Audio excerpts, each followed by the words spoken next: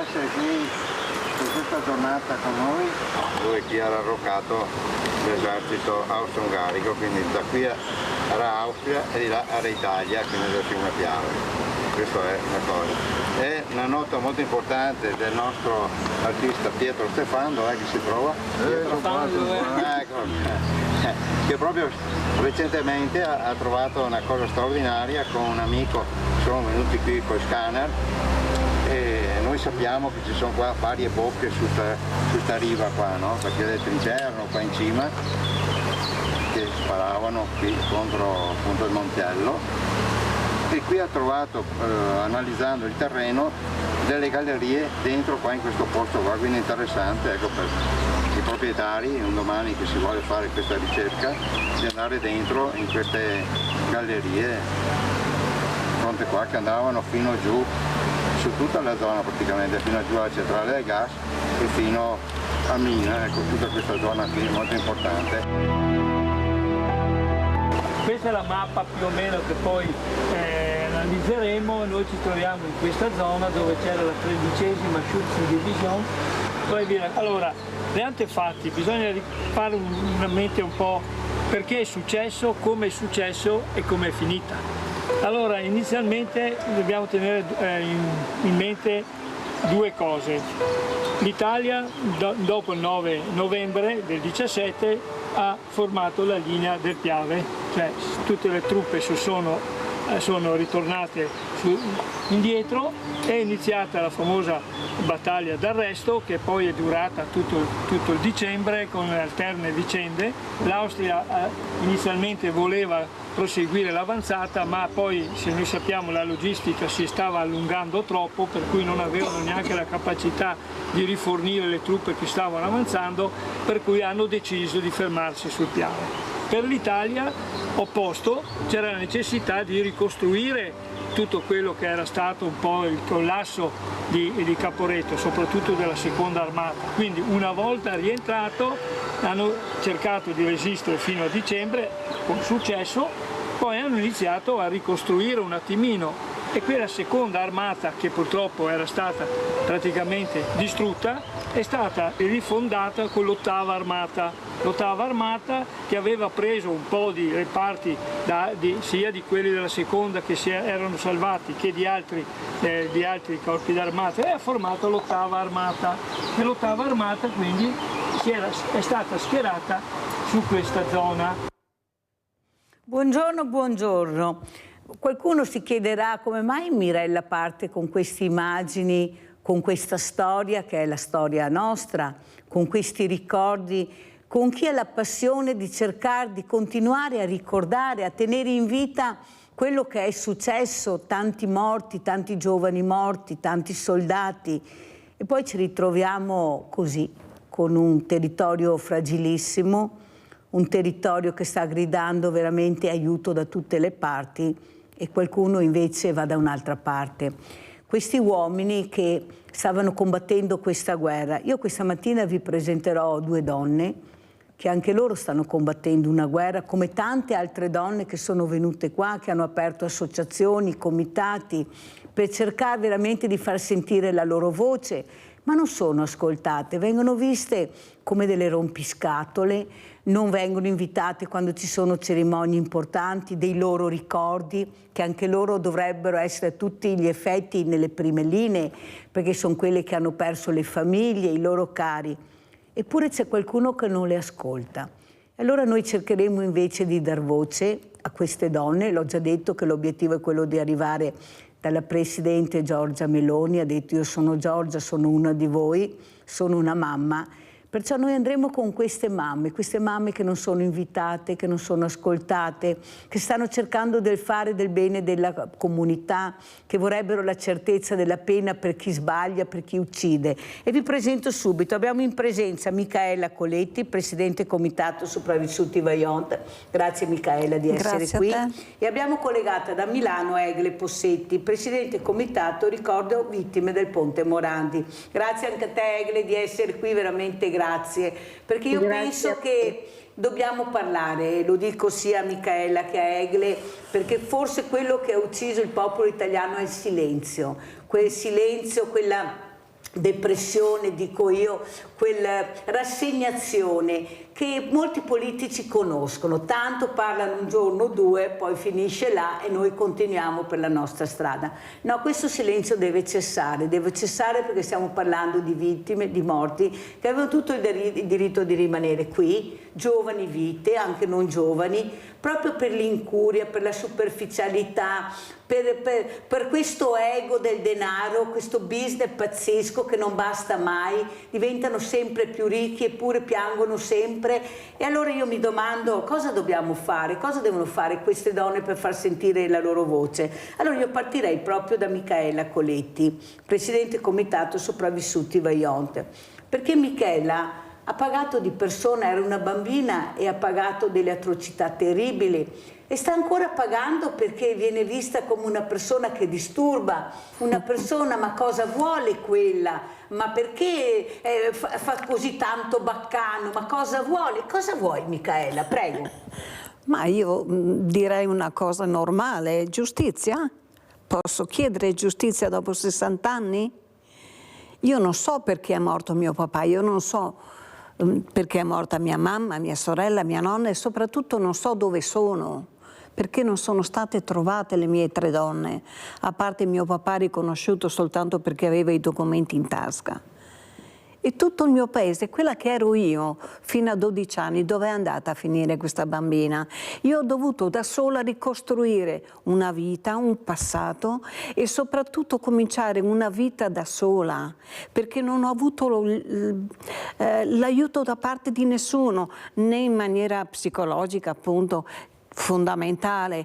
Non ho mai avuto nessuno vicino, mai, sono sempre stata da sola. E da sola ho dovuto ricostruirmi, cercare dentro di me la forza di continuare ad andare avanti e di togliermi soprattutto questo senso di colpa per essere viva. Perché nessuno mi ha spiegato che non è colpa mia. Però mi hanno fatto sentire in colpa, mi hanno detto, fin dei conti sei viva, accontentati di quello che sei. Ma come si fa ad accontentarsi a 12 anni di aver perso un paese intero, quella che eri prima, i tuoi ricordi, soprattutto le persone fondamentali, tua madre e tuo padre? Come si fa? Senti Micaela, un'altra cosa che mi ha colpito quando sei venuta qui, dei tuoi interventi, è con quanta arroganza e soprattutto anche, direi anche viltà, ti dicono di non partecipare a certe manifestazioni perché puoi disturbare, crei problemi. Sì. Cosa ti senti quando queste persone, questi amministratori, ecco, ti dicono questo, o ti scrivono, non ti scrivono, oppure ti ignorano, che è la peggior cosa, secondo me, ignorare. Ecco, tu sì. Quando vuoi far male a una persona la ignori, sì. E quello fa più male di tantissime parole. Ecco, cosa ti senti? Cosa vorresti dire a questi amministratori che poi sono di passaggio, non hanno vissuto quello che hai vissuto tu non hai ricevuto quello che dovrebbe essere stato di dovere, il supporto a questa bambina che cresceva in un'età veramente dove è difficile superare certi traumi, prego. Ma dai fastidio semplicemente per il fatto che ci sei e tu rappresenti un mondo che non c'è più e una responsabilità che non c'è nessuno che vuole prendersi nei confronti di chi è rimasto. Questo è. Allora ti guardano e ti giudicano perché lo vedi. Perché quando uno ti guarda e poi si gira dall'altra parte, non si degna nemmeno di dirti ciao, buongiorno, e sei lì sì perché rappresenti qualcosa, però se tu non ci fossi sarebbe molto meglio, perché sei la classica rompiballe, la classica rompiscatole, quella che chiede ed è ora di finirla di chiedere. Io non ho mai chiesto niente a nessuno, avrei voluto tanto chiedere un minimo di giustizia, ci ho provato, io continuo e non mi interessa di quello che pensano gli altri, ok? Io lo dico sempre, io parlo esclusivamente della mia esperienza. Allora fermati un momento, perché iniziamo a vedere anche questo documentario, perché il tempo vola, ma dobbiamo capire cosa è successo e perché bisogna ricordare, perché non bisogna più sbagliare con questo veramente territorio fragilissimo che abbiamo da nord a sud, da est a ovest. Andiamo a vedere il primo documentario.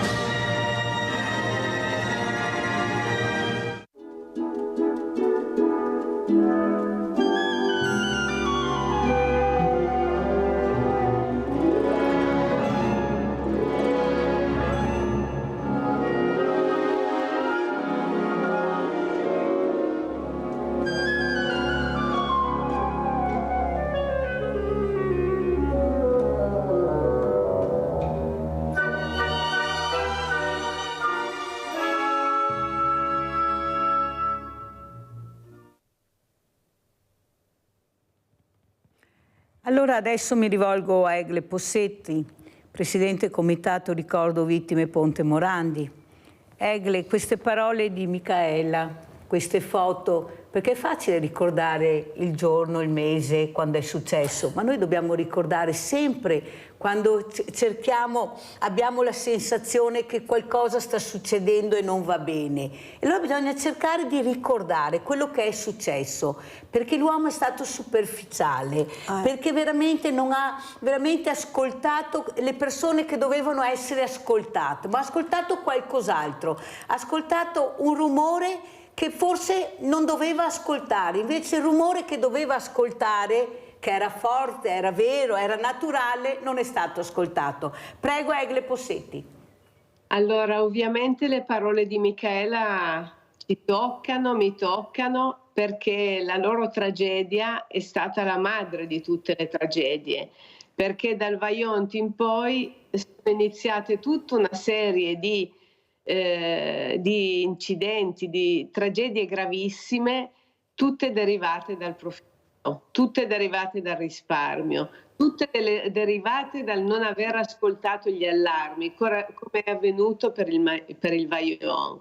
Io la capisco benissimo quando lei bambina si è sentita abbandonata, perché noi non eravamo bambini, ma nei momenti immediatamente successivi, al di là dei funerali di Stato, lo Stato ha abbandonato tutti. Noi non abbiamo avuto nessuna vicinanza di nessun tipo, nessun supporto psicologico. Lì ci sono state famiglie che hanno perso il papà, che non avevano più i soldi per andare avanti. Ci sono state situazioni drammatiche, non come quella di Micaela, che è rimasta completamente sola, ma situazioni diverse, ugualmente drastiche e drammatiche. La cosa importante che voi fate anche oggi è provare a far memoria, perché loro vogliono citare tutto, perché sono tragedie scomode. Loro vogliono fare in modo che dopo un po' di tempo la gente non se ne ricordi più, non ne senta più parlare, e quindi come se non fossero successe. Il nostro compito, sta facendo Micaela da tanti anni, come cerchiamo di fare noi, è di non stare zitti, di non fermarci davanti a nulla, perché i nostri cari sono stati massacrati, assassinati. Non deve dimenticare nessuno. E a noi non succede quello che avviene per lei, perché noi nelle cerimonie ci siamo, perché abbiamo iniziato, lei era una bambina, povera Stella, come faceva ad essere presente alle cerimonie? Noi abbiamo iniziato da subito a pretendere che ci fossero e che noi fossimo presenti, però è chiaro che è un momento in cui i politici e le istituzioni vogliono essere. Poi però bisogna che tutto l'anno la presenza percepisca, e a volte non è così. Anche noi vogliamo giustizia, lo sapete, continuiamo ad andare avanti nel processo e non vogliamo che nessuno dimentichi. Senti Egle, io ho letto e ho sentito la lettera che tu hai scritto di indignazione verso questo Luciano Benetton, che in questo periodo sta tenendo proprio banco in tutti i giornali, telegiornali, perché ha lasciato, perché c'è questo buco che lui non riusciva a capire, non sapeva che c'era. Ecco, perché ti sei indignata così tanto, Egle? Ma allora, innanzitutto, come sapete dalle nostre precedenti interlocuzioni, noi non abbiamo mai ricevuto le scuse di queste persone. Dopo anni hanno cercato, prestati, di dire alcune cose, che le hanno cambiate, eccetera.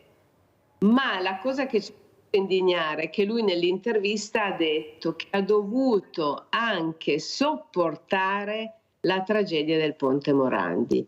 Allora io mi chiedo come faccia ad uscire dalla bocca di una persona che ha ricevuto utili per anni e anni, grandissimi utili da questa infrastruttura, a far uscire una cosa del genere. Cioè lui avrebbe dovuto sopportare questa tragedia, E noi siamo rimasti, cioè, scioccati che potesse essere uscita una frase del genere. Poi il fatto che si lamentino, che non sapevano, che si lamenti che non sapeva che ci fossero il buco nel bilancio, eccetera. Ma scusate, ma sono imprenditori. Secondo me, se non sanno capire cosa sta succedendo nelle loro aziende, vadano a fare altro.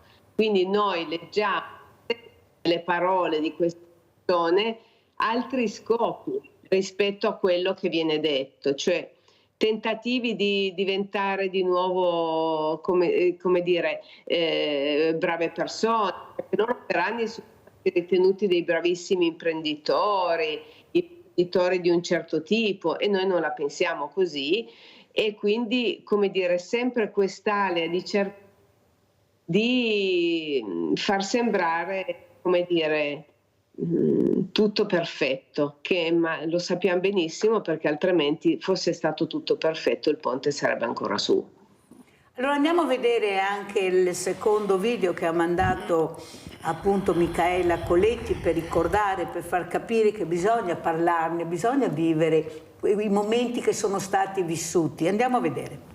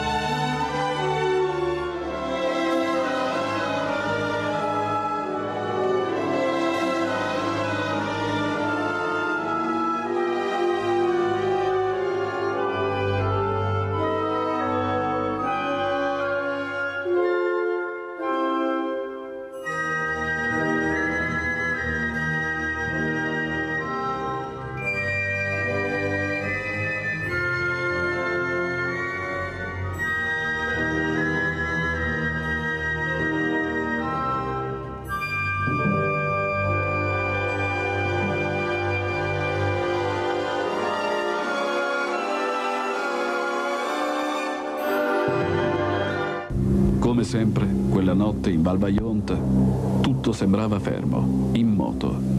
C'era il silenzio, il solenne silenzio della montagna. Sopra, il profilo tormentato dei monti. Il cielo era stellato, non una nuvola a turbarlo. E c'era pure la luna, con il suo faccione giallo che si specchiava nelle acque del lago. Quando d'un tratto...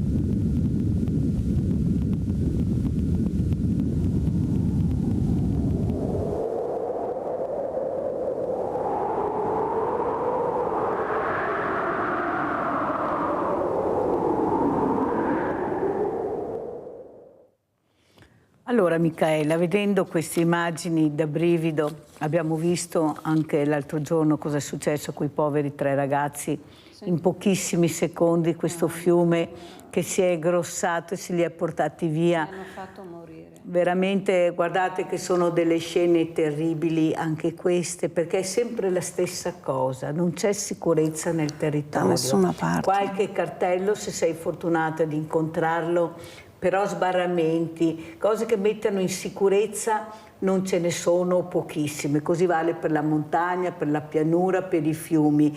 Ecco, vedendo queste immagini, Micaela, quest'acqua che quando arrivi non la ferma più, non è che bussi piano. Monte Toc Toc l'aveva detto, guardate che i segnali c'erano certo. E dovevano essere ascoltati, questa crepa enorme c'era, eppure il business superiore a qualsiasi altra cosa, alla vita umana, alla propria dignità, al proprio ego. Prego. Questo è il Vajont, è un emblema di questo bisogno di essere superiori agli altri e soprattutto di contare più degli altri, come se avere tanti soldi volesse dire essere qualcosa di più rispetto a chi di soldi ne ha pochi, no? E questo fa sì che tu non abbia a tener conto della vita degli altri, conta solo la tua. Tu devi essere al di sopra di tutto e di tutti e quello che costa il fatto che tu sia al di sopra non interessa a nessuno. Insomma, il Vajont era conosciuto già, si sapeva già quello che sarebbe potuto succedere, eppure è servito a qualcosa? No, non è servito assolutamente a niente. È sparito un paese, sono sparite più di 2000 persone, ma siamo spariti anche noi che siamo rimasti, perché quelli che eravamo non siamo più. Siamo stati abbandonati come dei cani randagi, come dice sempre Francesco, il mio compagno. Lui lo dice, siete stati trattati proprio come degli esseri non voluti da nessuno, dimenticati, anzi mettiamoli da una parte così almeno non danno fastidio, non rappresentano quello che è successo, dobbiamo dimenticare, ma dimenticare aspetta soltanto a noi che l'abbiamo vissuto, non agli altri che sono arrivati dopo. Sentiamo cosa ne pensa Egle Possetti. Egle, dimenticare, ecco, come se noi all'improvviso dovessimo sparire, non contiamo più niente, è passato, sono sopravvissuti e cosa vogliono? Un po' alla volta dimenticheranno, ecco, passerà. Prego Egle. Sì, le parole di Micaela noi le comprendiamo benissimo, perché comunque chi resta e protege cerca di non far dimenticare dà fastidio. Dà fastidio, in qualche modo bisogna tacitarli. Se non si riesce iniziamo a tacitarli magari sugli organi più importanti di stampa, le televisioni più importanti, facciamoli vedere solo proprio quando ne possiamo fare a meno e non ricordiamo e cerchiamo di minimizzare quello che è accaduto, perché non dimentichiamoci che nella nostra tragedia, ma in quella del Vajont, ci sono delle grandissime colpe da parte dello Stato. Sì. Nel nostro caso non ha vigilato, in quello del Vajont non è intervenuto. Lì c'erano gli allarmi, c'erano anche da noi degli allarmi, c'è stato proprio, come dire, minimizzare, incassiamo il più possibile. E questo è il modo operandi di alcune aziende. A me dispiace perché altre aziende non si comportano così, però gli esempi negativi che abbiamo all'interno del nostro Stato vogliono in qualche modo cercare di minimizzarli. Facciamo finta che non siano avvenuti, ma sì, ma non è poi così grave. Questo è l'atteggiamento. Senti Egle, noi abbiamo creato un'associazione, si chiama Le Associazioni Abbracciano le Associazioni, che sono di tutte quelle mamme che si sono rimboccate le maniche anche nel dolore, per la condivisione del dolore, quelle mamme, come dicevo prima sia a Micaela che lo dico a te, che vogliono essere ascoltate, che vogliono la certezza della pena e perciò sarai contattata anche da loro per vedere, ecco, se anche tu ti unisci a questa condivisione del dolore, a questo dolore che non cessa mai, specialmente quando ci sono delle sentenze ingiuste. Ma cosa sono 7 anni rispetto a 2 persone che non ci sono più, che eri ubriaco, sei scappato? Ecco, cosa sono nemmeno un giorno di carcere una persona delle forze dell'ordine che ha ucciso mio figlio che era un ragazzino di 16 anni con la sua motocicletta, stava tornando a casa, tutto regolare, perché qualcuno ha bevuto, oppure le morti sul lavoro, e sempre queste morti perché qualcuno non mette in sicurezza, non mettono in sicurezza i cantieri. Avete sentito l'ultimo caso eclatante, questo grande ipermercato, c'erano persone che non sapevano neanche, non si sa neanche chi fossero, ecco, non hanno neppure un nome, un cognome, cioè c'è sempre qualcuno che sa, però tace, perché il business è da un'altra parte. Il business ormai è diventato il cemento regna sovrano, le infrastrutture regnano sovrane su tutto, non servizi alle persone, non servizi e giusta pena e giusta causa e certezza della pena a chi ha subito queste morti atroci, che ha distrutto la vita e che non sarà più come prima. No, c'è un'altra cosa, sono le infrastrutture. Tu volevi dire anche qualcosa su questa strada che vogliono fare? Non c'è solo la pista da bob, sono tutte le infrastrutture che girano attorno. Ecco, perché sei così arrabbiato? Spiega cosa vuoi dire. No, perché io so, perché ho letto sui giornali che vogliono fare a Longarone questa strada che invece di farla più alta di 8 metri, siccome poi si rischia di coprire la diga che diventa comunque un'attrattiva per tutti quanti, vogliono farla sottoterra in pratica. Io mi domando, con la storia che ha Longarone, ma come si fa soltanto a pensare di poter fare una strada a livello del Piave? Ma si può?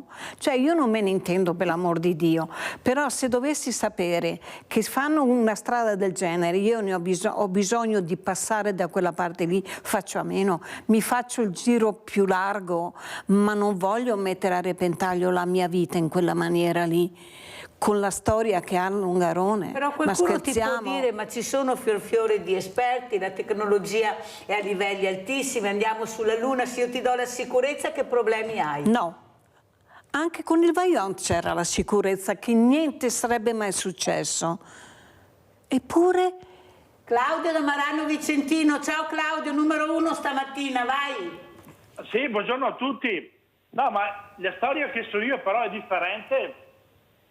Quando si cominciò a fare i lavori per la diga, era del gruppo Sade che faceva capo a un privato, perché l'Enel, quando successe il fattaccio, era entrata proprietaria da pochi mesi, che l'Enel sappiamo tutti era dello Stato, era del gruppo Sade, era un conte, una cosa del genere, e cominciarono a fare questi lavori. Da quello che so io, il fatto è che avevano tentato di far franare la frana alzando il livello dell'acqua, tanto è che io ho delle foto dove i miei genitori passarono per lì, si fecero le foto nel 63 in agosto e vidi il livello dell'acqua che è qualche metro sotto il filo del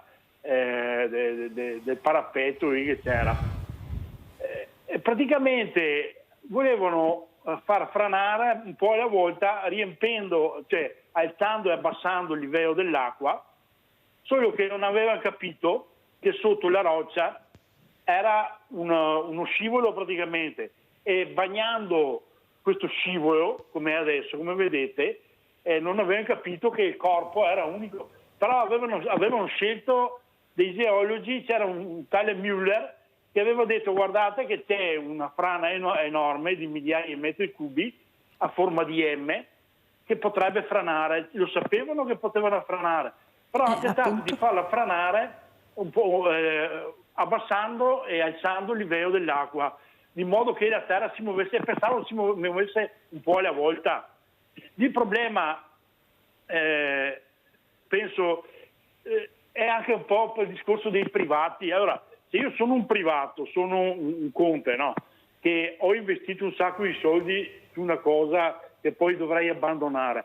In realtà, se era lo Stato, avrebbe abbandonato i lavori magari quando vedeva le pericolosità.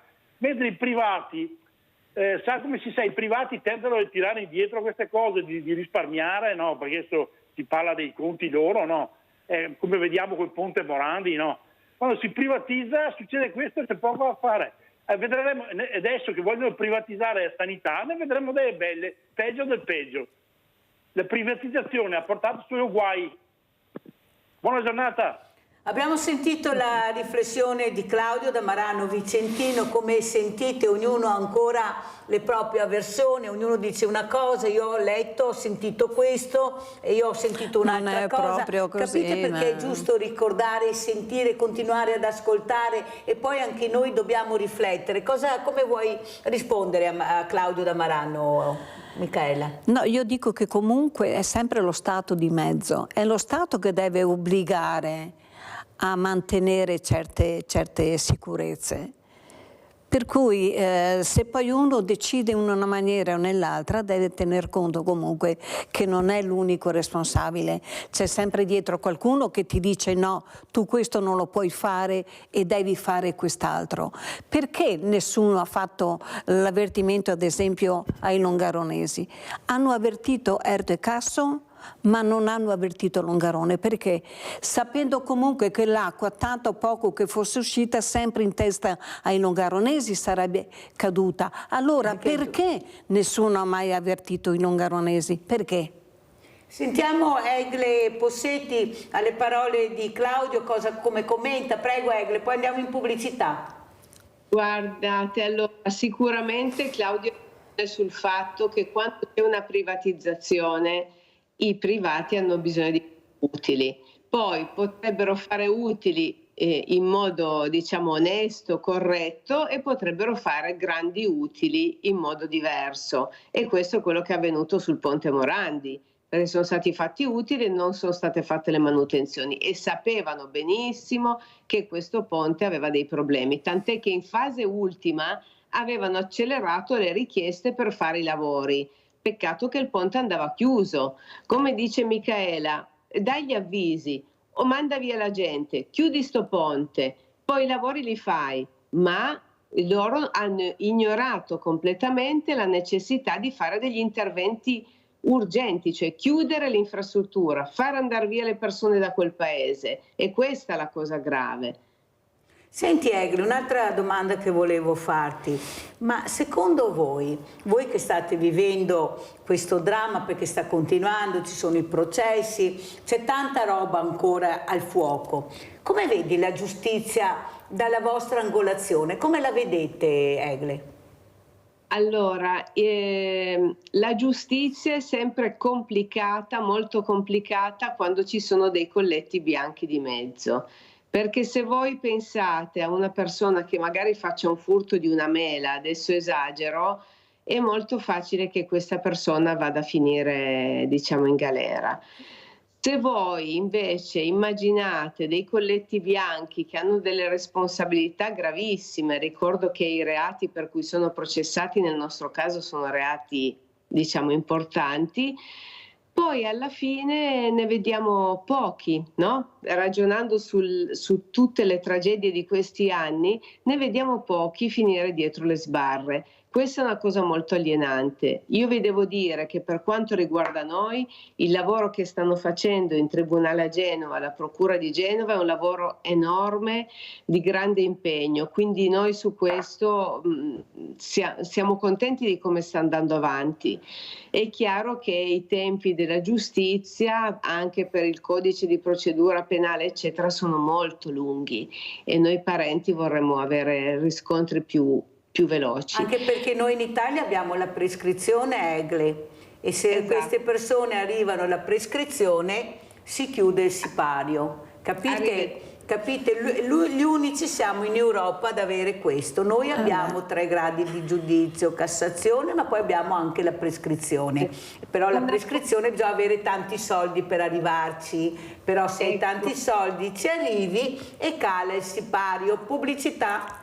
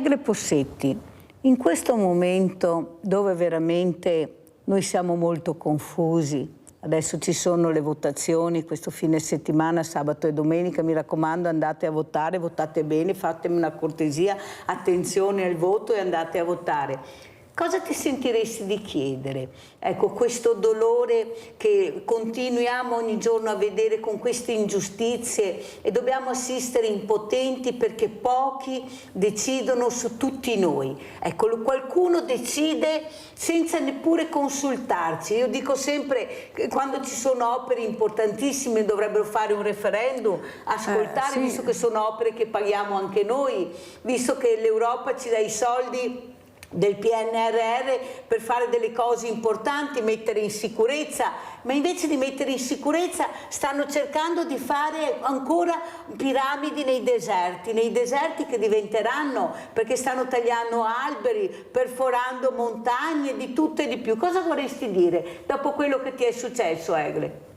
Innanzitutto che ogni persona vada a votare, come ha detto lei Mirella, perché tutti devono manifestare la propria volontà. Poi non sempre il voto che diamo va bene, ma secondo me è importantissimo.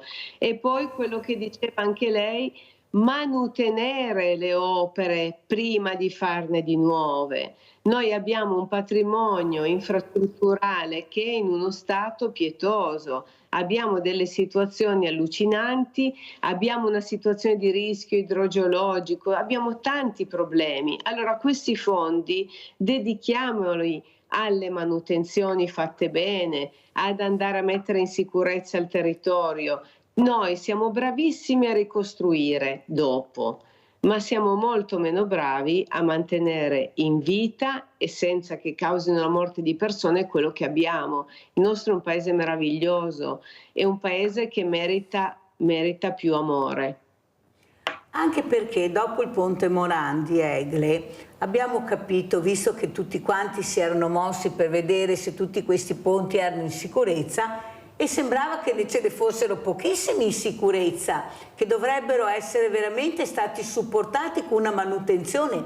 Io non ho più sentito niente, pochissimo devo dire, ponti, scuole, argini. Assolutamente. Eppure poi arriva l'acqua come è arrivata sul Vajont, abbiamo visto cosa è successo in questi mesi piovosi. Ecco, hanno fatto dei quartieri residenziali e hanno l'acqua che ha invaso le case, buttato via tutto, anche se, come dico sempre, c'è un'urbanistica che spiega dove puoi costruire e come puoi costruire. Eppure se ne infischiano, perché decidono? Ecco, loro hanno deciso che quel piano regolatore prevede quello. E la sicurezza dov'è? Quella signora che è stata intervistata che ha detto: io ho acquistato questa casa, ma mi avevano detto che non c'era nessunissimo problema, sì c'era il fiume, ma assolutamente non c'era nessun problema. E lei ha investito, ha ristrutturato perché voleva fare un agriturismo e si è ritrovata che ha portato via tutto l'acqua. E adesso chi va a pagare i danni? Chi è che li paga questi danni? Nessuno. Come dice, ecco, cosa vuoi dire, Micaela? Ecco, se io sbaglio pago subito, se sbaglia qualcun altro a livello non politico paga nessuno. Prego. Assolutamente, perché è così. Chi fa parte dello Stato non paga mai. Mai. Trovatemi una tragedia dove qualcuno ha pagato davvero. Pagano sempre i poveri, noi, il popolo. Chi poi comanda e dovrebbe essere sicuri di quello che fanno, ok? Anche perché hanno lo Stato dietro che li aiuta ad avere comunque delle prerogative e di sapere che cosa fanno. In realtà sono gli unici a non pagare mai, perché li spostano da un lavoro all'altro e da una responsabilità all'altra, ma non arrivano mai a pagare veramente per i danni che fanno. Punto.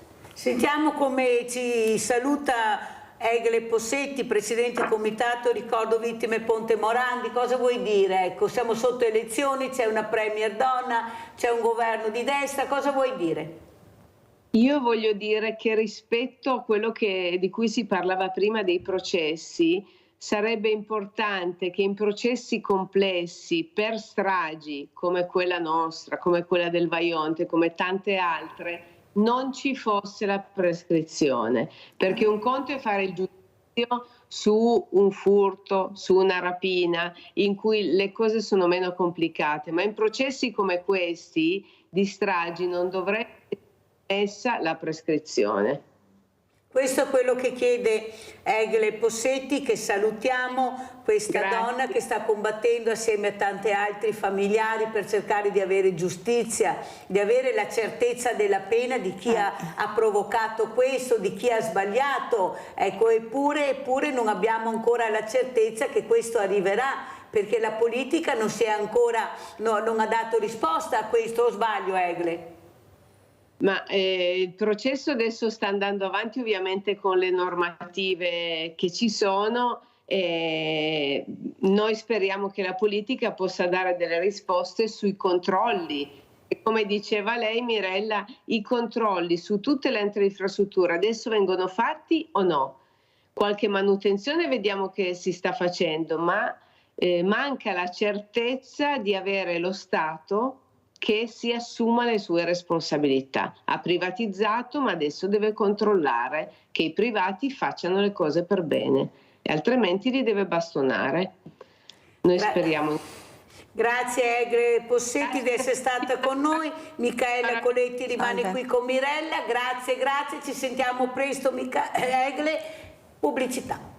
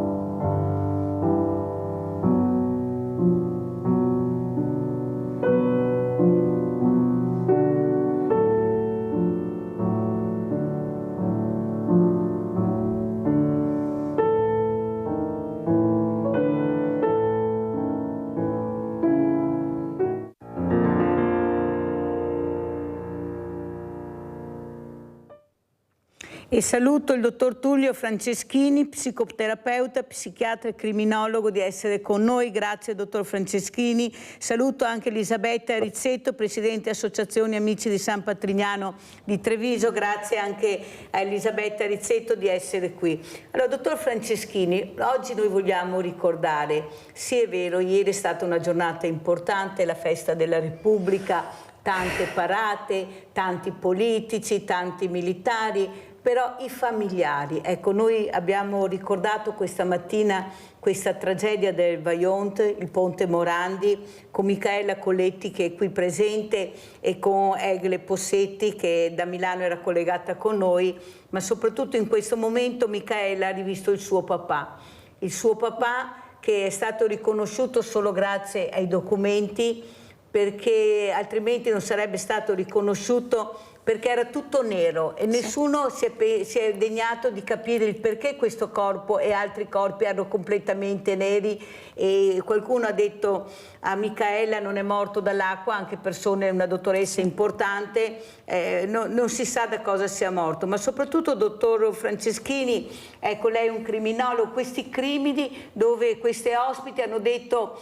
quando ci sono i colletti bianchi nessuno paga mai, però i dolori rimangono a queste famiglie che non riescono a gestire il dolore. Micaela non riesce a bere ancora acqua, fa fatica a bere acqua, non so neppure se la beve perché non ce la fa. Prego, dottor Franceschini, cosa vuole dire a queste persone che non sanno più a che santo aggrapparsi, neppure viene chiesto loro scusa da chi ha fatto questo? Prego.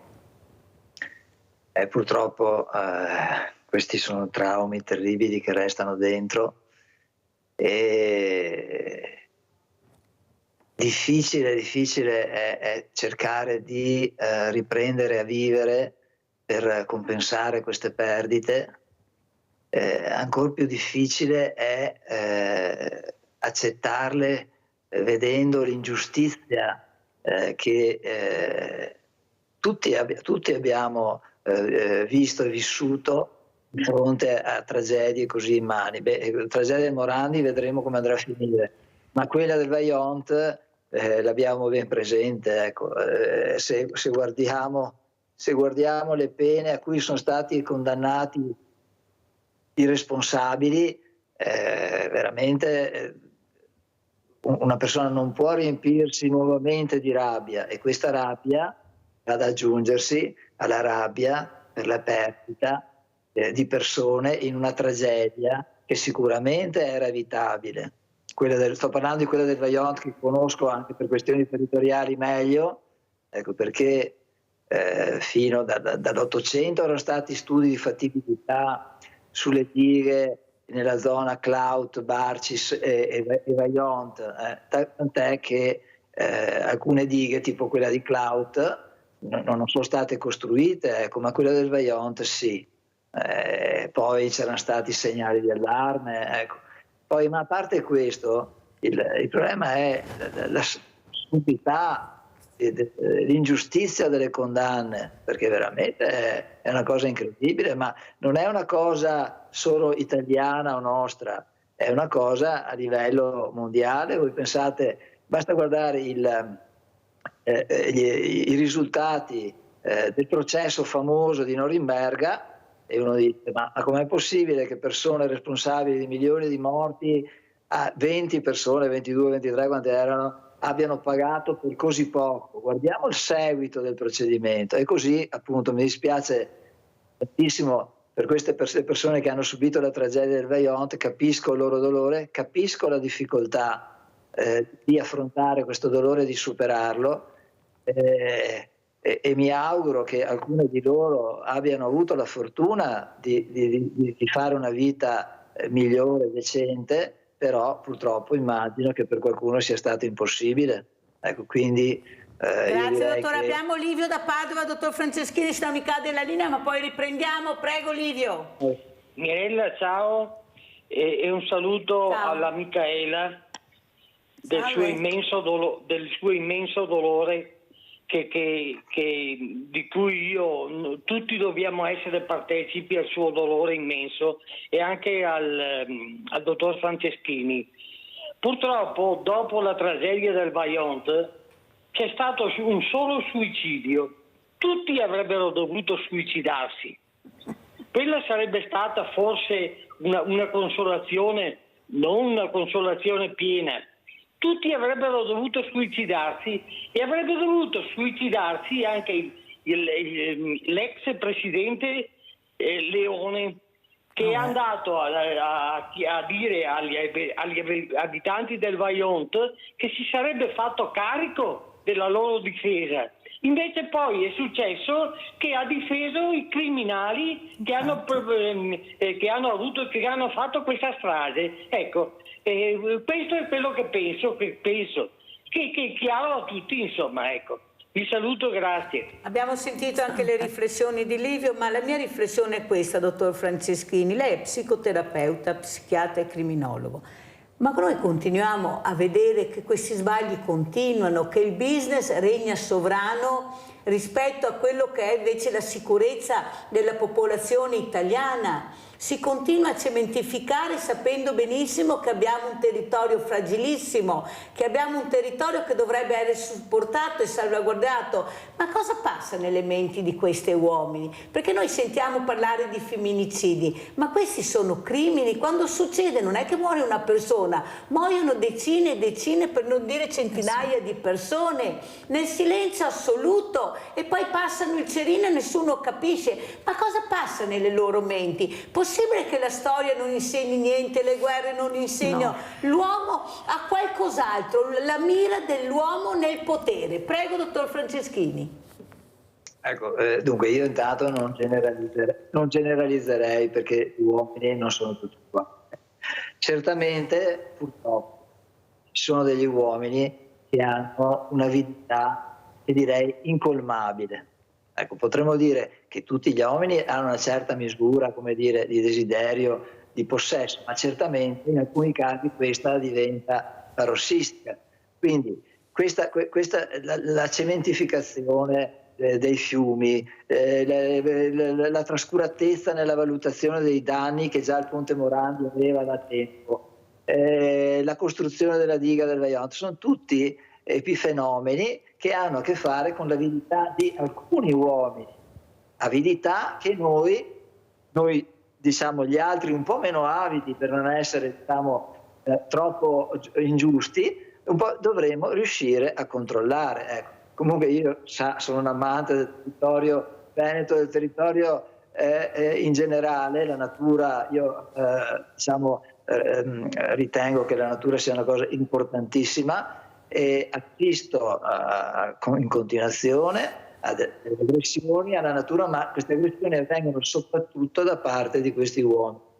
Poi non trascurerei, giusto per entrare in questione di questi giorni assolutamente pressanti e imminenti, e questi stessi uomini, che non sono fantasmi, servizi segreti, eccetera, sono delle persone avide, stanno palesemente spingendoci verso una guerra che provocherà, se scoppierà, migliaia e migliaia di decessi, perché ci stanno spingendo a quello i costruttori di armi e quelli che vogliono riedificare i paesi distrutti. Infatti, per dire, nel programma di Biden, quello che ha proposto nei giorni scorsi, c'era anche il finanziamento ai ricostruttori di Gaza, e i ricostruttori, quindi l'America dà soldi ai ricostruttori di Gaza, che saranno ovviamente grosse imprese americane o tedesche o francesi, che naturalmente si prenderanno i soldi presi dalla popolazione. Quindi è sempre una questione di avidità,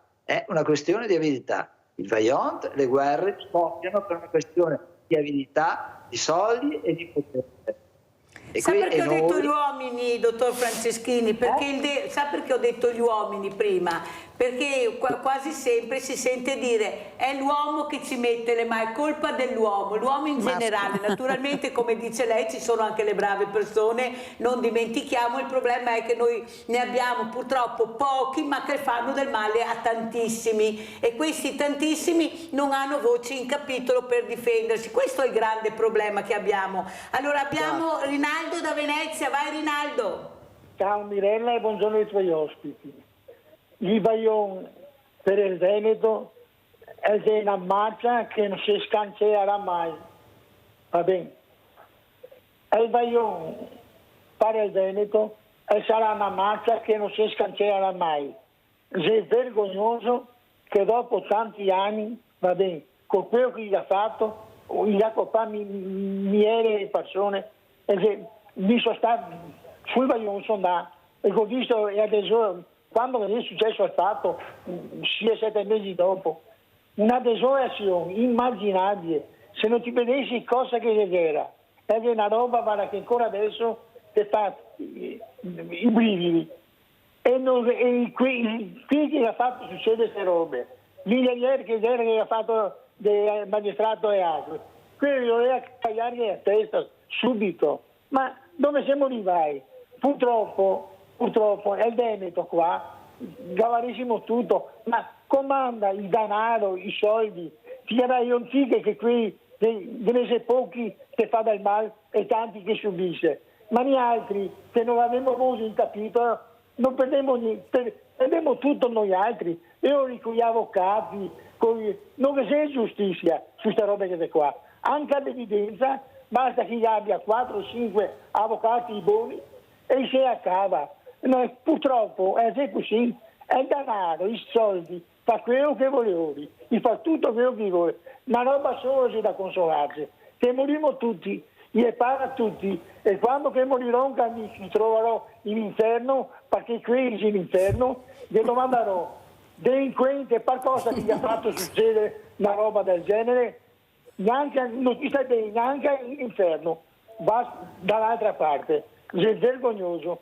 Avremo da vergognarsi. Ciao Mirella e buongiorno ai tuoi. Grazie caro Rinato, saluto anche Elisabetta Rizzetto, Presidente Associazione Amici San Patrignano Treviso. Grazie Elisabetta di essere qui. Ecco, questa donna invece che sta combattendo per la qualità della vita, per migliorare la qualità della vita alle persone che delle volte prendono delle strade sbagliate, possono essere anche i figli. Ecco, cosa dici Elisabetta in questo momento dove ogni mattina ne sentiamo di tutti i colori, di questi ragazzini, di questi genitori che non riescono a essere autorevoli, non riescono neanche a capire la parola genitore, eppure i nemici dei loro figli sono dietro l'angolo, questi figli che non vengono abbastanza ascoltati, guardati. Ecco, come fa un genitore non accorgersi che suo figlio c'è qualcosa che non va? Ecco, del tenore anche di vita, queste cose che trovano poi nascoste nelle camere le forze dell'ordine quando entrano nelle camere, ma mio figlio, ma è incredibile. Ecco, cosa vuoi dire rispetto a quello che si sente, Elisabetta? Beh, il nostro punto di osservazione oggi è peggiorato in maniera eclatante. Io sto parlando che dei giorni nostri. Io sono qui ormai da 35 anni che combatto questa piaga, perché facciamo parte appunto di una rete di associazione di volontariato antidroga che opera a stretto contatto con la comunità di San Patrignano, e 35 anni fa c'era una realtà diversa, anche se pericolosissima, gravissima, perché c'era l'eroina, c'era HIV, c'erano malattie, epatite che portavano ovviamente alla morte. Ma perlomeno c'era un recupero, una volta magari durava anni, per altri insomma, per molti ragazzi la tossicodipendenza è durata non qualche mese, ma prima di uscirne ci sono voluti tanti anni. E però c'era un recupero di una persona che tornava alla normalità, riprendeva la vita in mano. A noi a oggi siamo spaventatissimi perché i ragazzi che riusciamo, quei pochi che riusciamo, perché c'è tanta richiesta di aiuto da parte delle famiglie, perché le telefonate sono continue, ogni giorno riceviamo veramente richieste dai genitori disperati perché non riescono più a reggere la situazione, ma proprio perché le droghe sono cambiate e l'età si è abbassata. Questi ragazzini sono ovviamente, vista proprio l'età, non è che siano responsabili o che cercano lo sballo su sostanze pesantissime. Non c'è solo la cannabis o l'alcol che sono già per loro una sostanza pericolosissima, ma noi abbiamo genitori che ci confermano che i loro ragazzi, stiamo parlando di 16-17 anni, sono già arrivati alla cocaina, al crack. Allora Elisabetta, adesso c'è questa nuova droga che veramente è un incubo ed è il fentanyl, l'incubo globale, i rischi a lungo ignorati, nato come farmaco contro il dolore, adesso un'emergenza internazionale. I nuovi prodotti che lo uniscono ad altre sostanze trasformano il mercato della droga.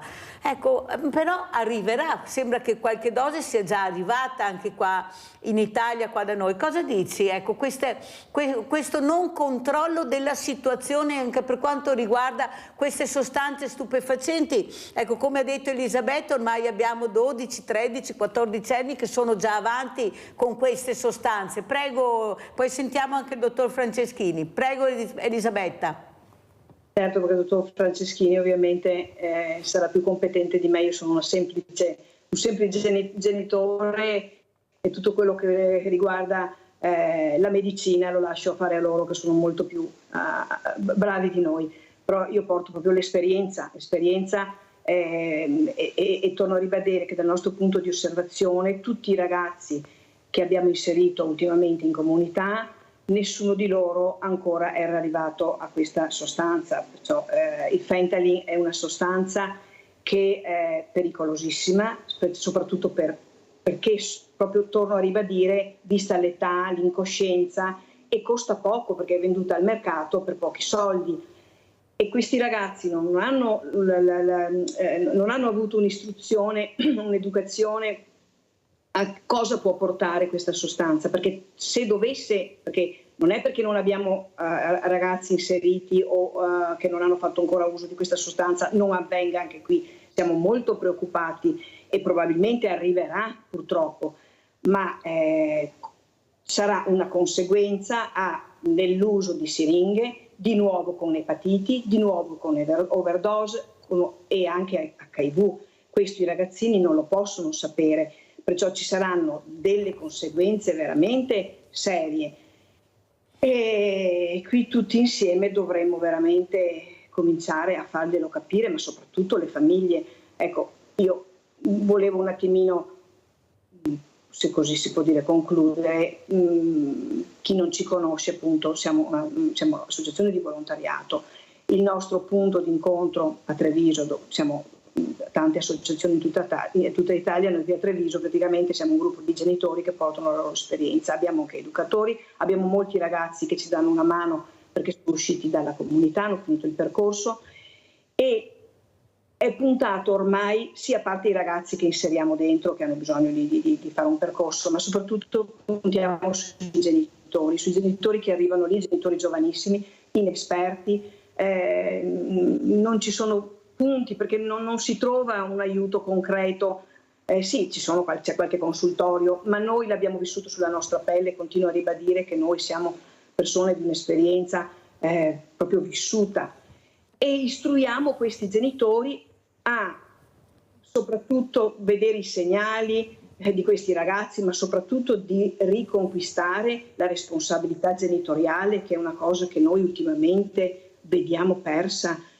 I ragazzi comandano loro, i genitori non riescono neanche più a cambiare la serratura di casa per lasciarli fuori perché sono spaventati, perché sono aggressivi. Queste sostanze sui ragazzi giovani dobbiamo sapere che hanno veramente un effetto pericoloso. Sentiamo come commenta il dottor Tullio Franceschini le parole di Elisabetta Rizzetto, questo genitore che non riesce a prendere il sopravvento sul figlio, anzi ha paura del figlio, ha paura di cambiare la serratura, ha paura forse anche di guardarlo, di ascoltarlo. Ecco, come commenta dottor Franceschini?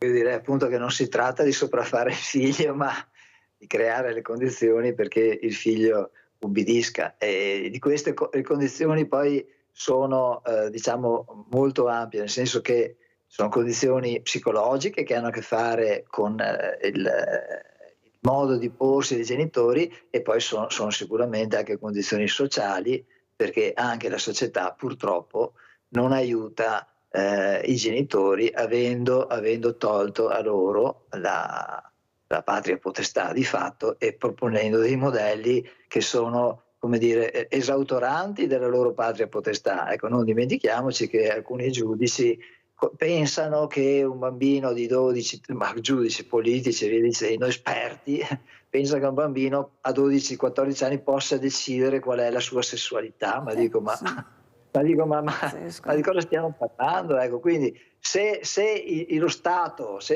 è questo, è chiaro che lo Stato contribuisce alla creazione di genitori che hanno delle difficoltà non a sopraffare i figli, ma ad avere autorevolezza, ecco, che già è una cosa che ovviamente non è che sia innata nei genitori, purtroppo certi ce l'hanno e certi ce l'hanno un po' di meno. Certi sono autoritari al posto di essere autorevoli, certi non riescono a essere né autorevoli né autoritari. Quindi è un complesso il discorso della dipendenza, perché non stiamo parlando solo di fentanile. Il fentanile è come dire, un segnale di allarme importantissimo, perché come diceva la signora, ancora non è così importante come fenomeno in Italia, ma sta arrivando ed è sottovalutato. Ed è sottovalutato per un problema che è gravissimo, e cioè quello del fatto che questa sostanza può essere assunta non solo singolarmente, cioè come analgesico stupefacente, ma anche mescolato ad altre sostanze. E questa è la cosa gravissima, perché mescolato ad altre sostanze crea dipendenza, e ovviamente, siccome anche quello della droga è un mercato e i venditori hanno interesse ad accaparrarsi dalla clientela, io se fossi uno spacciatore ovviamente mescolerei un po' di fentanile con droghe meno pesanti, tipo la cocaina, considerata da qualcuno normale, qualcosa di sì, non c'è problema, invece la cocaina è un grosso problema. Primo perché non è una, e secondo perché bisogna vedere cosa c'è dentro la cocaina che uno acquista. E lo stesso discorso vale ovviamente per le cosiddette canne tanto innocue. In realtà le canne, diciamo, se vogliamo, quelle canne normali, cioè se io mi coltivo la marijuana dicendo me la fumo, vabbè, ma quello che comprano i ragazzi non sanno, perché non sanno cosa comprano e neanche quello che vende sa cosa vende. Ecco, ma tornando al nostro problema, purtroppo l'autorevolezza è una cosa che va conquistata nel tempo, e certamente se diciamo se il nucleo familiare, ecco, parlo di nucleo proprio per comprendere qualsiasi tipo di nucleo familiare, non ha le cosiddette le classiche funzioni materne e funzioni paterne, se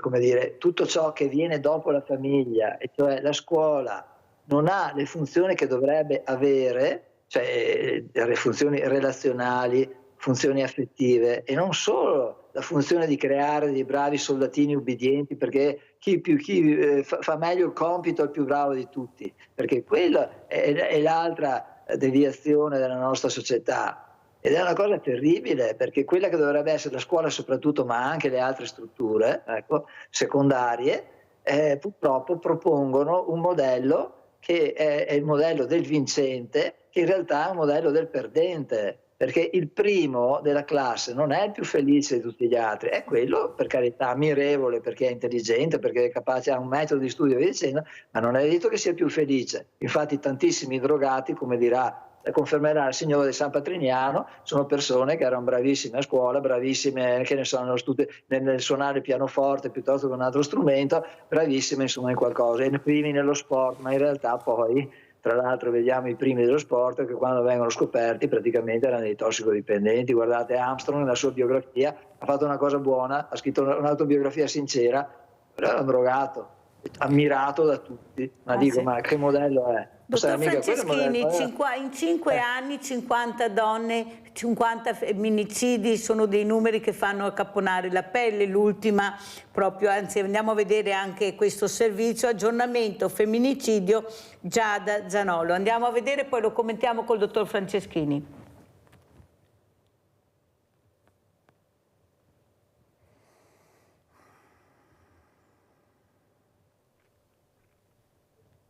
L'autopsia sul corpo martoriato di Giada Zanola è durata ore. Le risposte per chiarire ulteriori aspetti della morte della giovane mamma di Vigonza lanciata da un cavalcavia dal suo compagno però arriveranno dagli esiti degli esami tossicologici e dalle analisi del prelievo dei tessuti. Bisognerà attendere almeno 30 giorni. Gli investigatori vogliono capire se Giada sia stata gettata dal cavalcavia viva o morta, oppure se fosse stata drogata o sedata con dei farmaci. Giada Zanola alle amiche aveva confidato di aver paura di essere avvelenata dal compagno, e tra gli altri timori di Giada che emergono dalle testimonianze delle conoscenti anche un aspetto inquietante. La 33enne temeva che Andrea Favero mettesse in rete video intimi per ricattarla.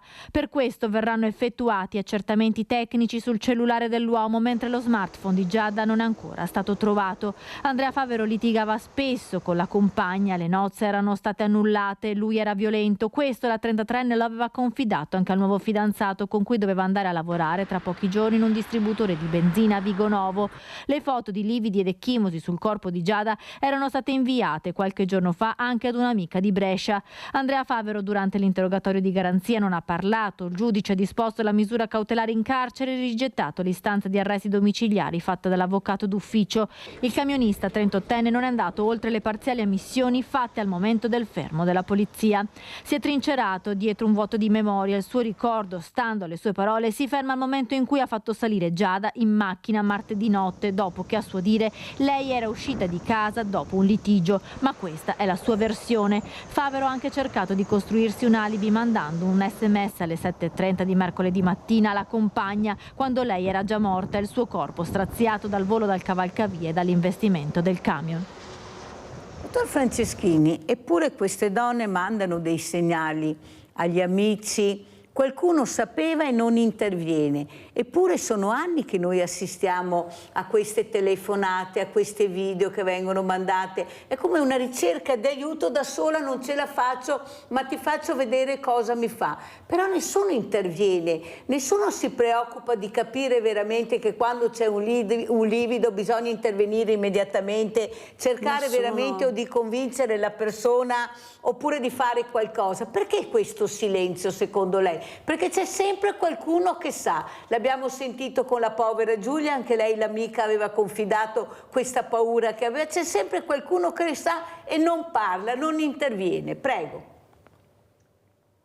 Guardi, io voglio spezzare una lancia a favore dei giudici, ecco che anche loro purtroppo sbagliano, però vede, io dico spesso, per fortuna io faccio il consulente, il perito e non il giudice.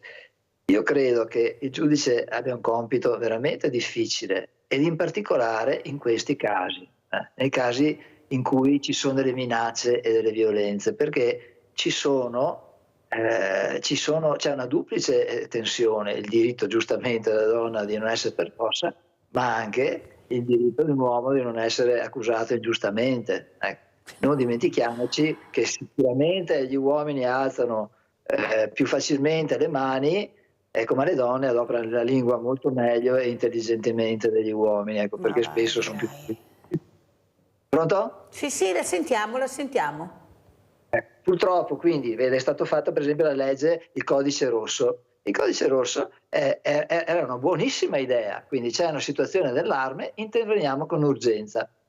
Benissimo, però purtroppo quello che è capitato, e le assicuro che questo io lo vedo, non dico quotidianamente, ma spesso, che del codice rosso le donne hanno abusato. Gli avvocati che per esempio nell'affido familiare abusano quotidianamente del codice rosso, e quindi la situazione tra la coppia e nella coppia è difficilissima. Quindi fare qualcosa è veramente non è così facile, Ecco, fermo restando ovviamente che la cosa, il femminicidio è una cosa terribile.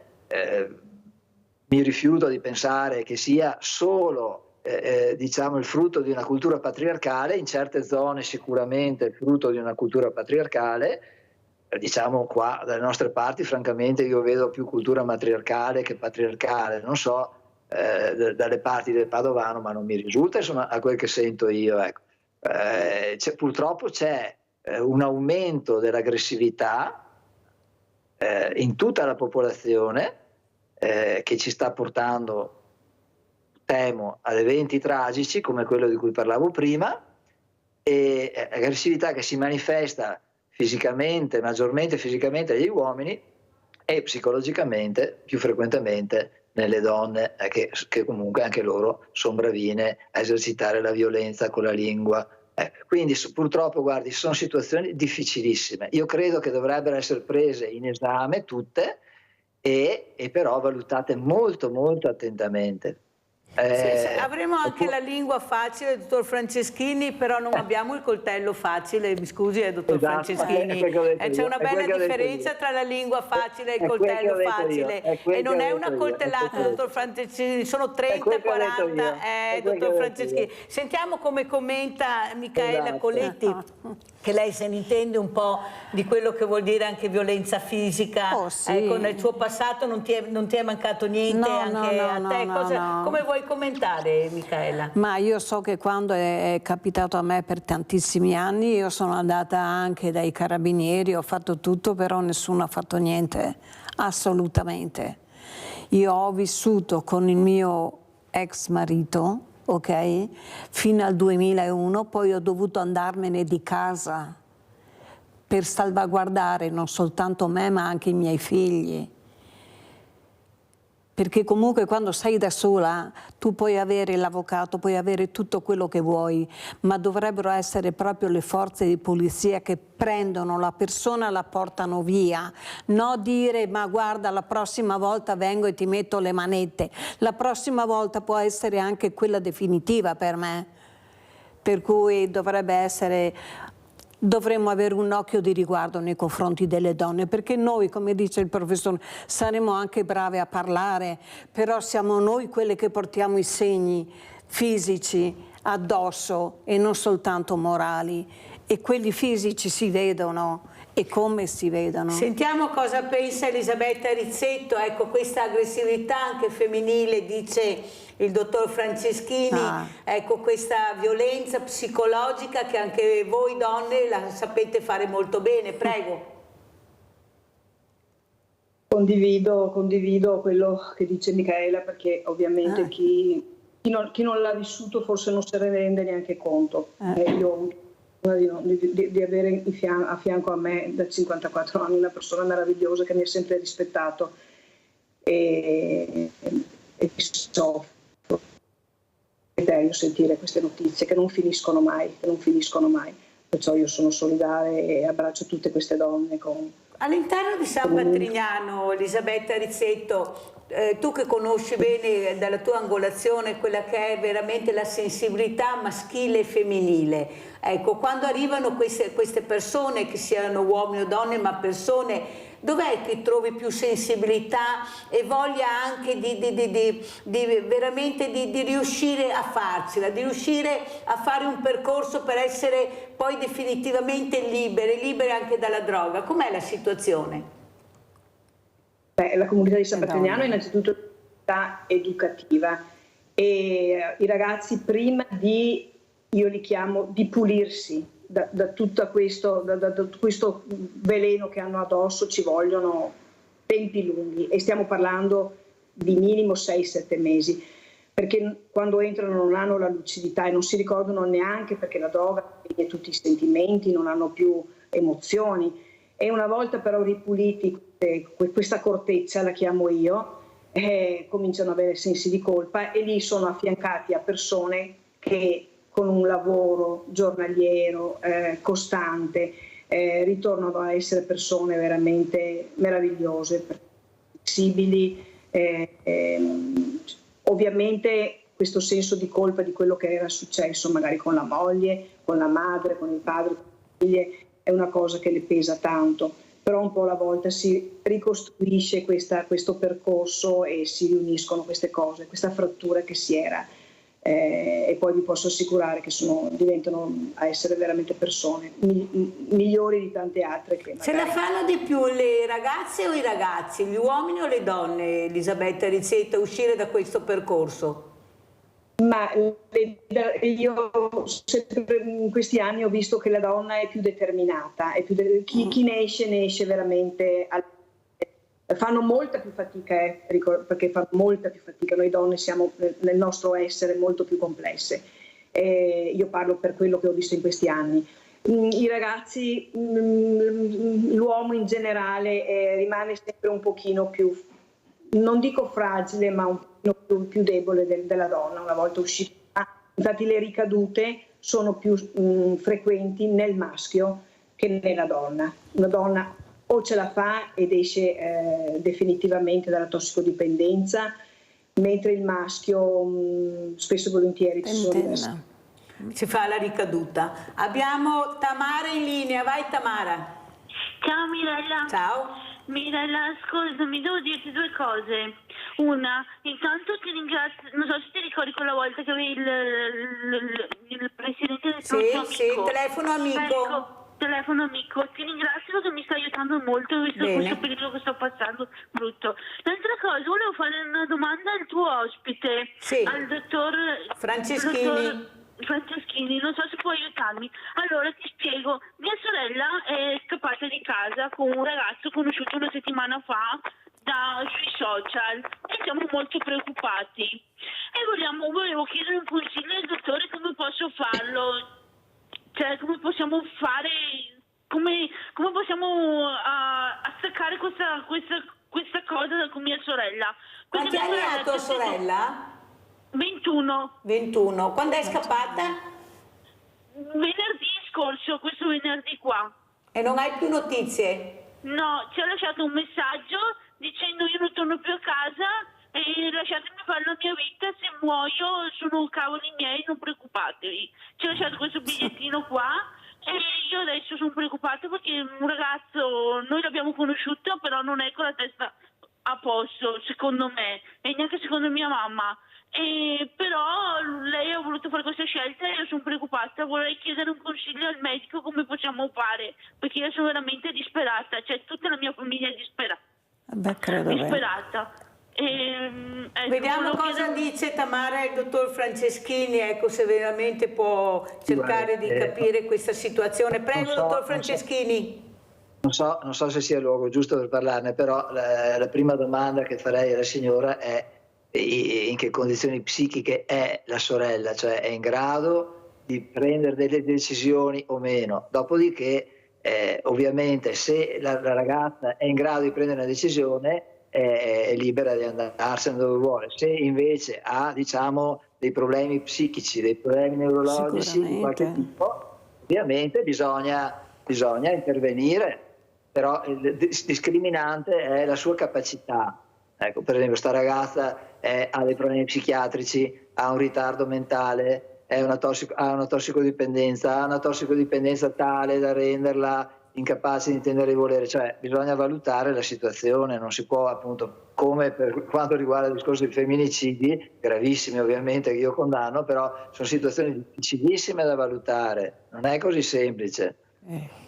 Ci sono anche gli esperti per questo, il problema è che non si fa prevenzione abbastanza, dottor Franceschini, perché allora se diciamo è tutto perso perché è difficile fare o capire la situazione non andiamo da nessuna parte. Il problema è che non riusciamo a fare prevenzione perché non si investe sulla famiglia, non si investe su quella che potrebbe essere una vera prevenzione, mettere in sicurezza la donna. Questa è la verità, tanto è vero che si porta ancora via l'uomo dalla donna dalla casa e si lascia l'uomo nella casa con tutti i suoi comfort. La donna va nelle case famiglia, per quanto belle sono, ma è sempre un'altra storia con dei traumi pazzeschi che vivono anche questi bambini e questi ragazzi che si vedono allontanare dalla loro casa e dalle loro cose. Questa è la verità, altro che matriarcato. Abbiamo Sebastiano da Abano, vai Sebastiano.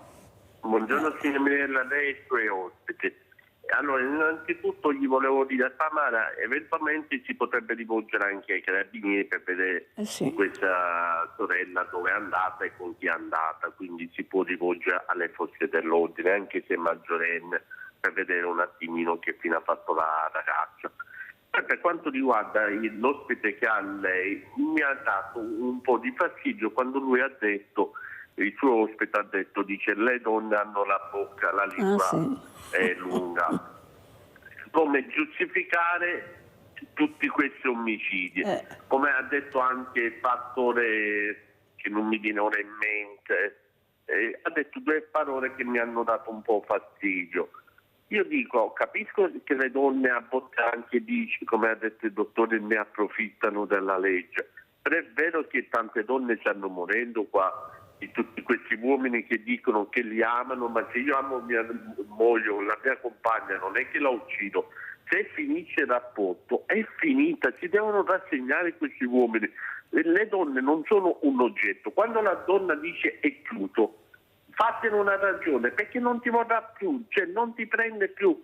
È inutile che uccidono. Ora questa ragazze che l'hanno buttata da cavalcavia, cioè, ma questo uomo che forza avrà e quanta cattiveria avrà per buttarla oltre cavalcavia, cioè, perché è atto questo cavalcavia. Io dico, ha lasciato alla fine suo figlio senza mamma e senza papà, perché lui va in galera, la mamma è morta e questo bambino con chi cresce? Così io dico ai uomini, quando vi vogliono lasciare le donne, lasciateli andare, perché se dicono no è no. La ringrazio, signora Mirella, e buongiorno. Abbiamo sentito le riflessioni di Sebastiano. Prego, dottor Franceschini. Vabbè, io non giustifico nessuno, dico che sono situazioni molto difficili da valutare. E così rivolgersi ai carabinieri va benissimo, ma quando la signora andrà ai carabinieri chiederanno: ma sua figlia, sua sorella, ha dei problemi, è vista da uno psichiatra, è vista da un neurologo, è una drogata, cos'è? Le chiederanno informazioni che chiede qualsiasi persona si occupi di queste cose. Sono informazioni normali, non significa non prendere posizione contro un certo tipo di comportamento. La sorella della signora è libera di andarsene se è in grado di andarsene, altrimenti ovviamente bisogna fare intervenire le forze dell'ordine. Se è stata rapita, ovviamente bisognerà fare intervenire le forze dell'ordine. Se è andata consenziente perché ha perso la testa, vabbè, è un suo diritto, capisce? Quindi io non difendo nessuno, ci mancherebbe altro che io sia favorevole ai femminicidi, dico semplicemente che sono situazioni molto difficili, non il femminicidio in sé, ma ciò che precede il femminicidio, cioè quei segnali che spesso ci sono, ma non sempre, e che sono di difficile interpretazione. Il codice rosso è stata un'ottima legge, sicuramente abbiamo fatto un passo in avanti per difendere le donne, e certamente io non posso non dire che non vedo degli abusi della legge sul codice rosso, perché li vedo quotidianamente, ecco, quindi questa è la realtà. Poi se vogliamo parlare di ideologia facciamo ideologia, ma la realtà è questa, come la realtà è che gli omicidi stanno aumentando.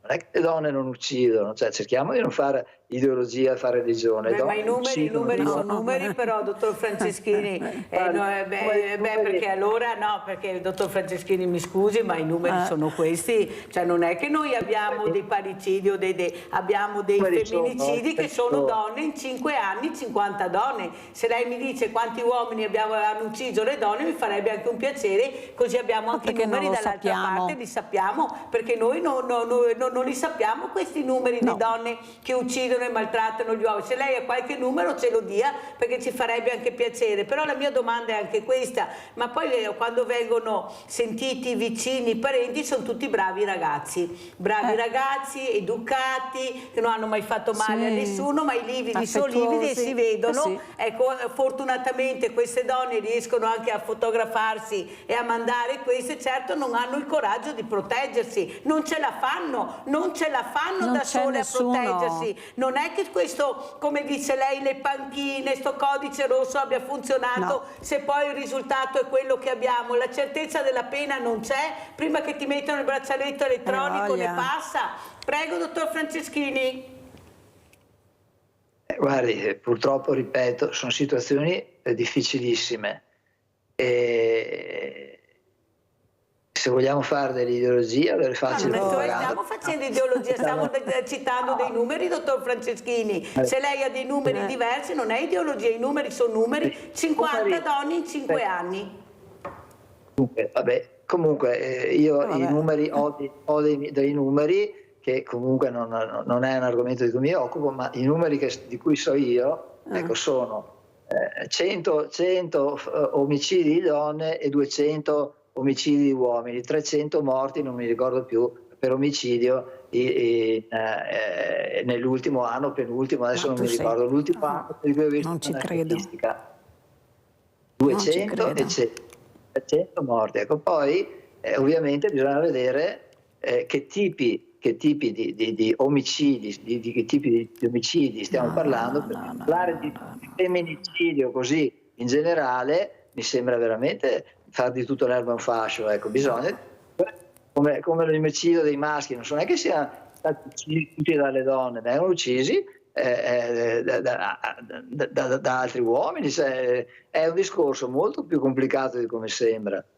Comunque anche le donne, se piacciono o no, e purtroppo anche gli uomini subiscono quello che le donne subiscono, cioè una violenza psicologica. Vabbè, allora se quello che vedo non è vero... ognuno la vede dalla propria angolazione, non può pretendere che tutti la vedano come lei, ognuno, Micaela la vede in un'altra maniera, io la vedo in un'altra maniera e magari Elisabetta Rizzetto la vede in un'altra maniera, però che i numeri che lei dice così non lo so, ho sentito, questi che ho letto io sono numeri. Grazie dottor Franceschini, gentilissimo, grazie, devo correre perché è finita la puntata, devo salutare anche Elisabetta Rizzetto. Elisabetta, ci saranno le votazioni, fra poco si cambierà qualcosa anche in Europa, voi cosa chiedete? Ecco, vanno bene queste leggi, queste cose che ci sono, volete cambiare qualcosa? Ecco, più case anche per accogliere questi ragazzi, so che ci sono delle file infinite per entrare in queste comunità, perché poi si arriva là, non si va in carcere ma quasi sempre si arriva in comunità, prego. Sì, io ovviamente, ma mi rivolgo soprattutto alle famiglie, direi proprio sveglia genitori, specialmente chi ha ragazzi adolescenti, di non lasciare nulla al caso. Come ha detto il dottor Franceschini giustamente, se i ragazzi con la totale leggerezza si fumano le canne, assolutamente non sottovalutare anche questo, perché non è l'erba del vicino, ma è droga che viene venduta nel mercato nero, dentro c'è di tutto, creano una dipendenza pazzesca. E attenzione, perché le droghe sintetiche stanno riempiendo non le comunità di vita, ma le comunità terapeutiche, perché ci sono problemi seri a livello cerebrale, perché i neuroni con queste droghe, una volta che se ne sono andati, non tornano più.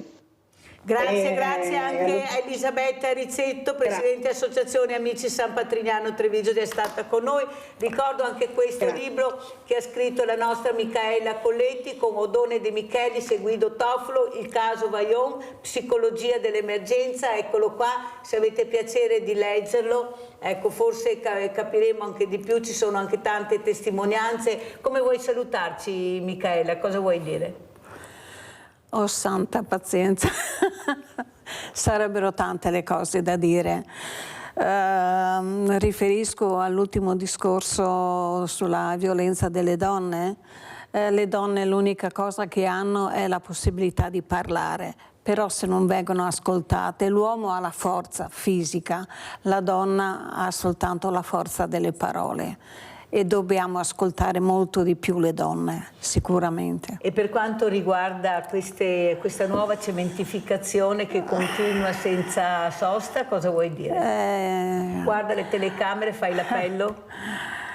Non faccio appelli, perché comunque basta andare a Longarone e vedere, ma non soltanto a Longarone, penso l'Italia intera ormai si sta cementificando dove non dovrebbe essere. Dovremmo avere un po' più rispetto della natura, questo sì. E soprattutto io so che a te sta particolarmente al cuore questo cimitero dove tu non potresti portare le foto dei tuoi cari perché è vietato. Sì, ecco, perché cosa vuoi dire? È un cimitero monumentale, per cui non dovrebbe essere permesso portare le foto e nemmeno i fiori. E io ritengo che sia un obbrobrio, un togliere un diritto e un bisogno di coloro che rimangono per poter dimostrare non soltanto a se stessi ma anche agli altri l'amore che si ha per coloro che non ci sono più. E penso che soprattutto nel Vajont abbiamo tanto bisogno di ricordare quelli che non ci sono più. Anche perché i nostri cimiteri, le tradizioni sono le foto e i fiori. Le nostre tradizioni sono così, accidenti, mettere un fiore vuol dire io ti penso, sei nel mio cuore, non mi sono dimenticato di te.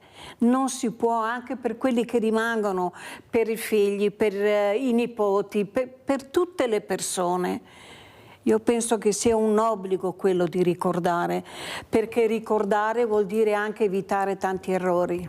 E a noi chiudiamo Forse. allora questo collegamento sia con i nostri ospiti Elisabetta Rizzetto e dottor Tullio Franceschini, e salutiamo anche la nostra Micaela Coletti, presidente Comitato Sopravvissuti Vajont, con l'ultimo documentario che ci ha portato. Andiamo a vedere e salutiamo e saluto i miei ospiti.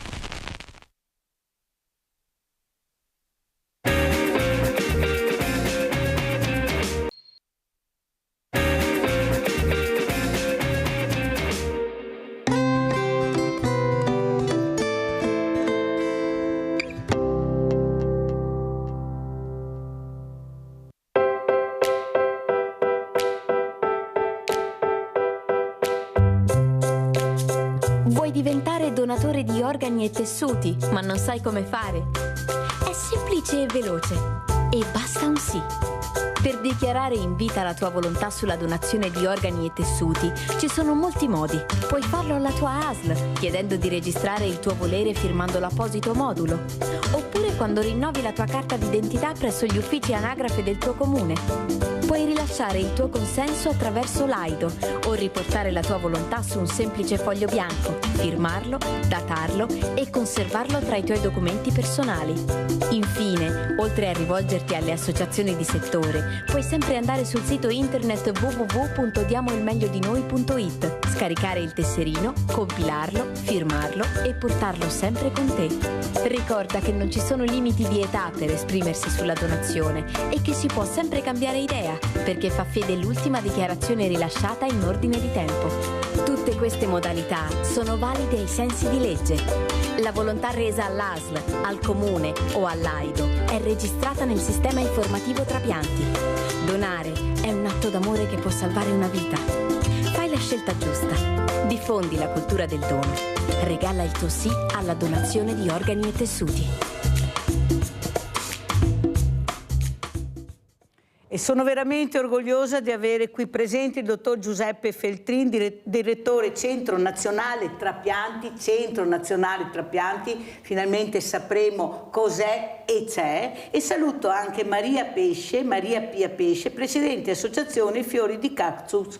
Grazie di essere collegata da Padova anche Maria Pia Pesce. Allora, dottor Feltrin, intanto sempre grazie per quello che fate, sempre questa squadra meravigliosa. Lei con queste mani magiche che riesce a ridare la vita. Però per ridare la vita bisogna donare. Ecco, questa parola meravigliosa, avete visto anche lo spot, a casa state molto attenti, non abbiate paura.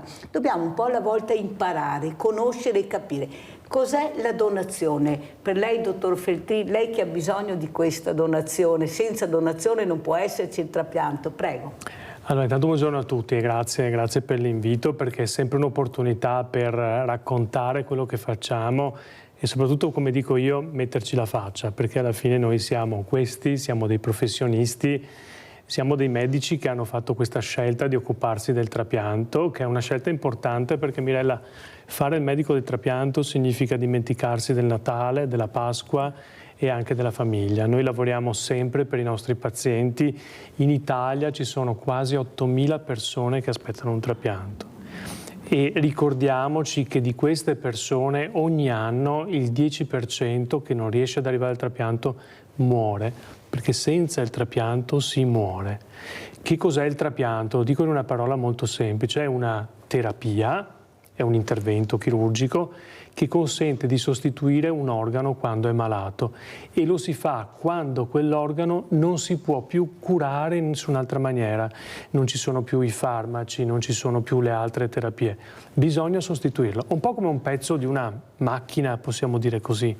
Ecco, il trapianto però, Mirella, ha bisogno della donazione, perché se non c'è un donatore di organi il trapianto non si fa.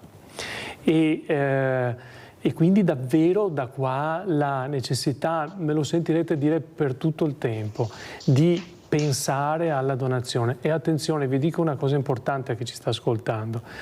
Tutti quanti devono sapere che per decidere di diventare donatori si possono fare quelle cose che avete visto, quelle scelte che avete visto nel video.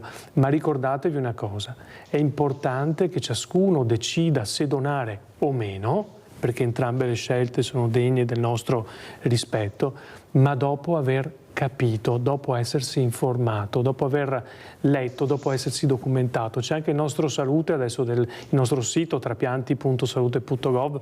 Lo ripeta, dottore? Trapianti.salute.gov, oppure voi scrivete Centro Nazionale Trapianti e lì troverete tutte le informazioni che vi servono per decidere. E poi ricordatevi che anche qui nel Veneto ci sono, se andate a vedervi il sito del Veneto, che è crtveneto.it, coordinamento regionale trapianti veneto.it, troverete i nomi di tutti i medici che negli ospedali si occupano della donazione. E non abbiate paura, chiamate, se avete bisogno di informazioni chiamate e vi spiegheranno. Ma mi raccomando, fate una scelta qualunque sia questa scelta, e fatela dopo esservi informati. Non fatela nella paura, nell'indecisione, perché comunque non va bene. Anche un sì dato nell'indecisione è un sì che non va bene, perché l'importante è che sia un sì su cui ciascuno ha fatto una riflessione. Noi professionisti e le associazioni di volontariato, io mi permetto qua di ricordare AIDO, Associazione Italiana per la Donazione degli Organi, che è molto forte anche nella realtà del Veneto, ci sono persone che sono a disposizione per aiutarvi, per ascoltarvi, per capire. Nella scelta di donare nessuna domanda è sbagliata, è giusto che ogni persona si prenda le informazioni che vuole nel tempo che vuole. Noi siamo qua per fare questo. Allora, non solo questo, ma anche alla lungimiranza di questa donna, di questa mamma. Sto parlando della stanza di Jacopo, che c'è anche a Treviso e non solo, a Montebelluna, a Conegliano, che io ho avuto ospite anni fa, e grazie a lei siamo andati a bussare dal direttore generale, dottor Benazzi, che ha capito l'importanza delle parole di questa donna, di questa mamma, che diceva: nel momento che dobbiamo decidere è un momento delicato e particolare. Abbiamo bisogno di essere con noi stessi in un luogo anche che ci protegge. E là è nata la stanza di Jacopo, questa stanza fondamentale che ti fa rimanere da solo con i tuoi pensieri, ma soprattutto a ripensare a quello che tu hai fatto con il tuo caro, con la tua cara, quello che hai seminato. Io mi ricordo che mi diceva: io avevo le idee chiare su quello che avrei fatto, perché ho sempre parlato con i miei figli di questo. Sì. Io ero al corrente di quello che avrebbe voluto fare mio figlio e avrebbe fatto mio figlio. E ho deciso, però ho deciso in un posto dove ho potuto raccogliere i miei pensieri.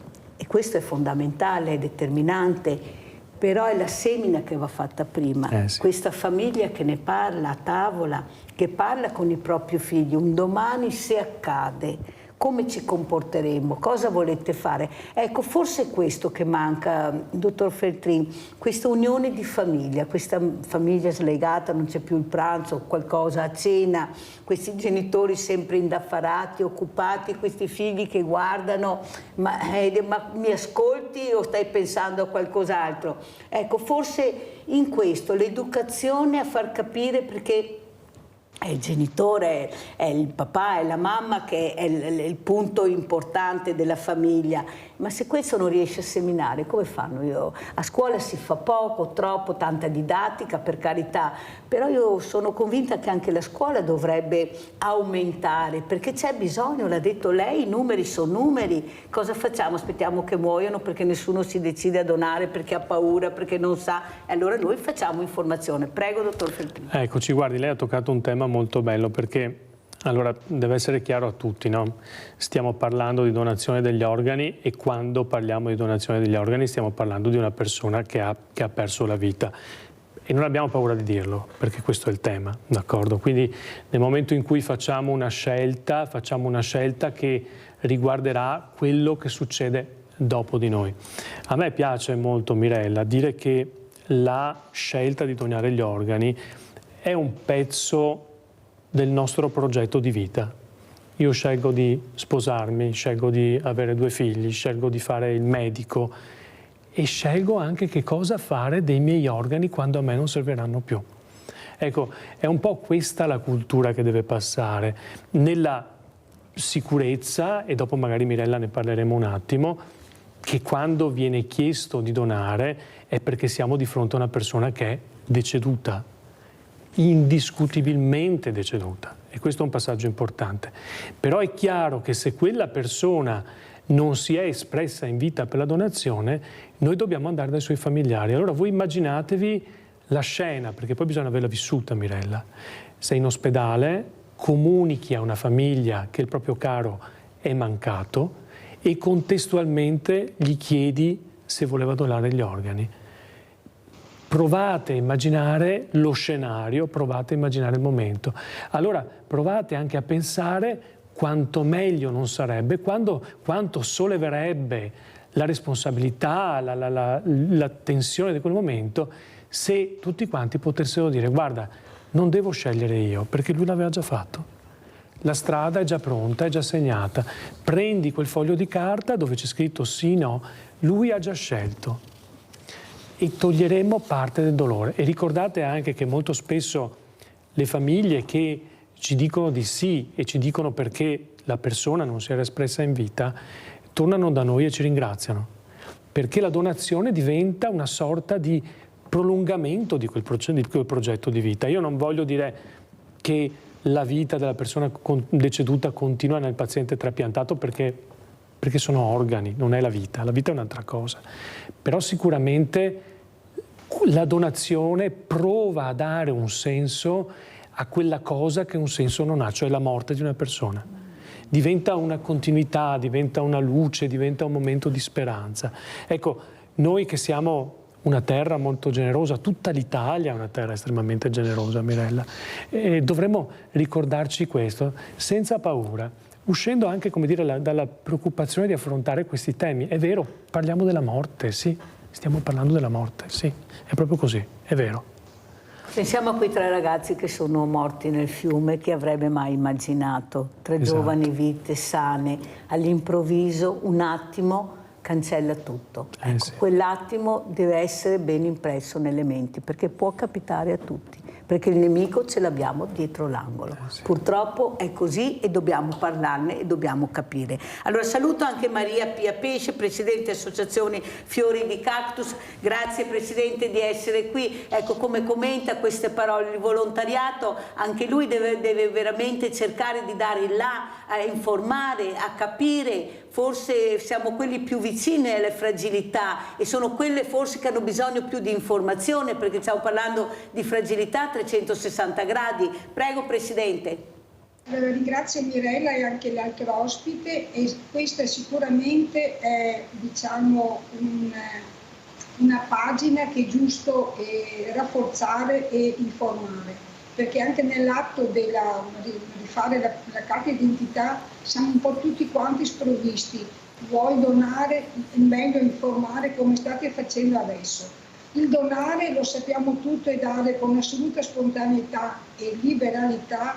Io parlo per i miei volontari che danno il proprio tempo.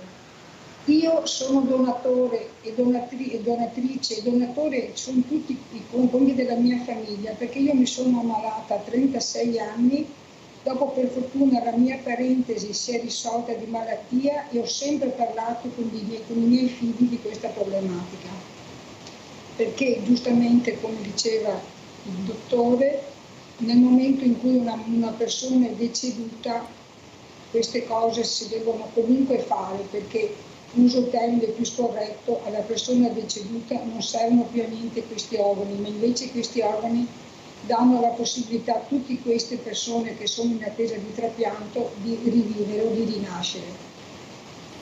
Grazie Presidente. Allora, visto che abbiamo nominato la carta d'identità, andiamo a vedere proprio anche questo video che ha portato il dottor Feltrin per capire l'importanza, ma soprattutto conoscere. State attenti e guardate.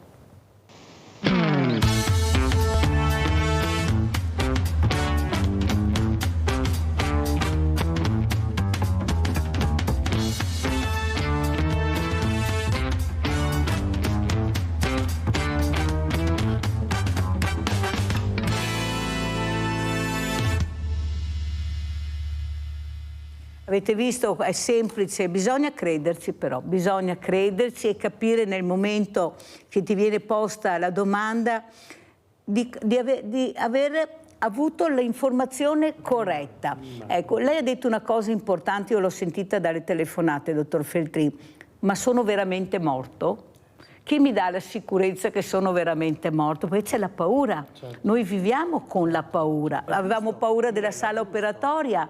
Quando passavamo davanti alla sala operatoria, aiuto, cosa c'è dietro quella porta? Aiuto. Adesso le telecamere sono entrate, abbiamo meno paura perché vediamo le operazioni, le telecamere sono entrate, io dico veramente grazie a quei direttori generali che finalmente hanno capito che per sconfiggere la paura bisognava batterci il naso e vedere che ci stanno salvando, non ci stanno facendo morire, ci stanno salvando, però il terrore è solo di passare davanti. Un po' alla volta, però bisogna informare, prego. Io le dico due cose, intanto torno un attimo sul discorso della carta d'identità. In questo momento sappiate che in Italia ci sono 19 milioni di persone che hanno espresso una volontà. Con la carta d'identità sono 18 milioni all'incirca, di questi il 70% ha detto sì alla donazione e c'è un 30% che ha detto no. Giusto, legittimo, indiscutibile. Però sappiate anche una cosa molto importante, che su 10 persone che vanno a fare la carta, 6 dicono qualcosa, che sia sì o no. Gli altri 4 non sanno cosa dire. Questo è previsto dalla legge, quindi è un diritto di tutti non sapere cosa dire e quant'altro. Però noi abbiamo un 40% delle persone che quando gli viene posta la domanda non hanno una risposta. Ecco Mirella, a quelle persone noi una sola cosa dobbiamo fare: parlare, raggiungerle, fare capire loro che cos'è la donazione, in maniera che poi scelgano. Quindi abbiamo ancora una fetta della popolazione che un'idea non ce l'ha. Che cos'è che fa molta paura? Il tema, sì, sono veramente morto, no? Perché questa è la preoccupazione, guarda, mi fanno morire prima per togliermi gli organi. Allora, io su questo vi dico un paio di cose. Vi dico innanzitutto che ricordatevi che noi medici abbiamo messo 55 anni, per quanto mi riguarda, della nostra vita, e qualcuno ne ha messo qualcuno in meno, qualcuno in più, per curare le persone. Noi siamo lì per salvare le persone, siamo lì per fare il nostro meglio e ricordatevi che ogni qualvolta un intervento va male, una persona perde la vita, noi stiamo male tanto quanto voi, perché per noi quello è il fallimento di tutto il nostro lavoro, di tutto il nostro impegno, di tutta la nostra vita.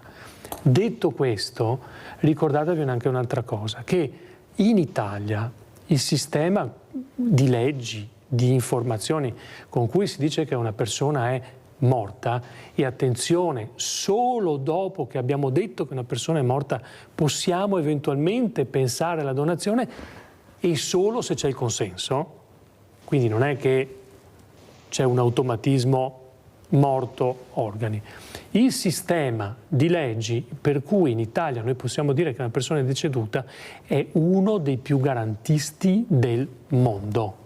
Più chiaro di così non poteva essere il dottor Noi Feltrin. abbiamo 6 ore di osservazione con 3 medici per dire se una persona è deceduta in rianimazione, 6 ore, 3 medici indipendenti, tutti quanti devono essere d'accordo su quello che hanno visto, più una serie di esami che oggi, insomma, ahimè, ci danno l'assoluta certezza, ok? E anche semplicemente per dire che una persona è deceduta abbiamo 20 minuti di elettrocardiogramma, il resto del mondo ha 2 o 5 minuti. Noi ne abbiamo 4 volte tanto. Perché abbiamo tanta paura, dottor Feltrin? Perché abbiamo paura e perché è giusto che ci sia la massima delle tutela delle persone.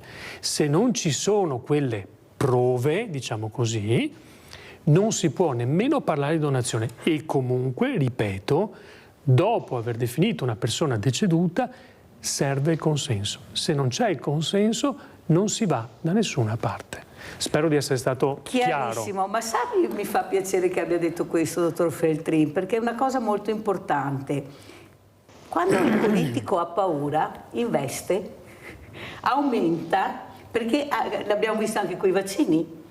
Avevano paura di morire, hanno fatto squadre, sono arrivati i soldi, è arrivato tutto. Perciò io spero che qualche politico capisca l'importanza di quello che sta dicendo il dottor Feltrin e aumentare questa conoscenza, specialmente nelle scuole. Ecco, io sono convinta che è là che dobbiamo prenderli, portarli anche all'interno degli ospedali, parlare con questi ragazzi, far capire l'importanza della donazione. Andiamo a sentire cosa dice invece un olimpionico, un campione, Marco Mestriner, trapiantato all'evento che abbiamo fatto all'ippodromo Sport e Benessere. Andiamo a sentire. Intanto buonasera a tutti, sono felicissimo di aver sentito il dottore che parlava di trapianti. Io sono trapiantato di rene, faccio parte della Nazionale Italiana Trapiantati e coordino a livello nazionale come coordinatore degli sport anche tutti i trapiantati italiani che fanno sport, quindi ho avuto un po' di esperienze personali nel campo. Io diciamo, ho dovuto fare un po' di necessità virtù, nel senso che io sono nato con una malattia cronica renale, quindi facevo sport, facevo pallacanestro, semplicemente perché davanti a casa avevano costruito una palestra, quindi mia mamma mi ha detto vai.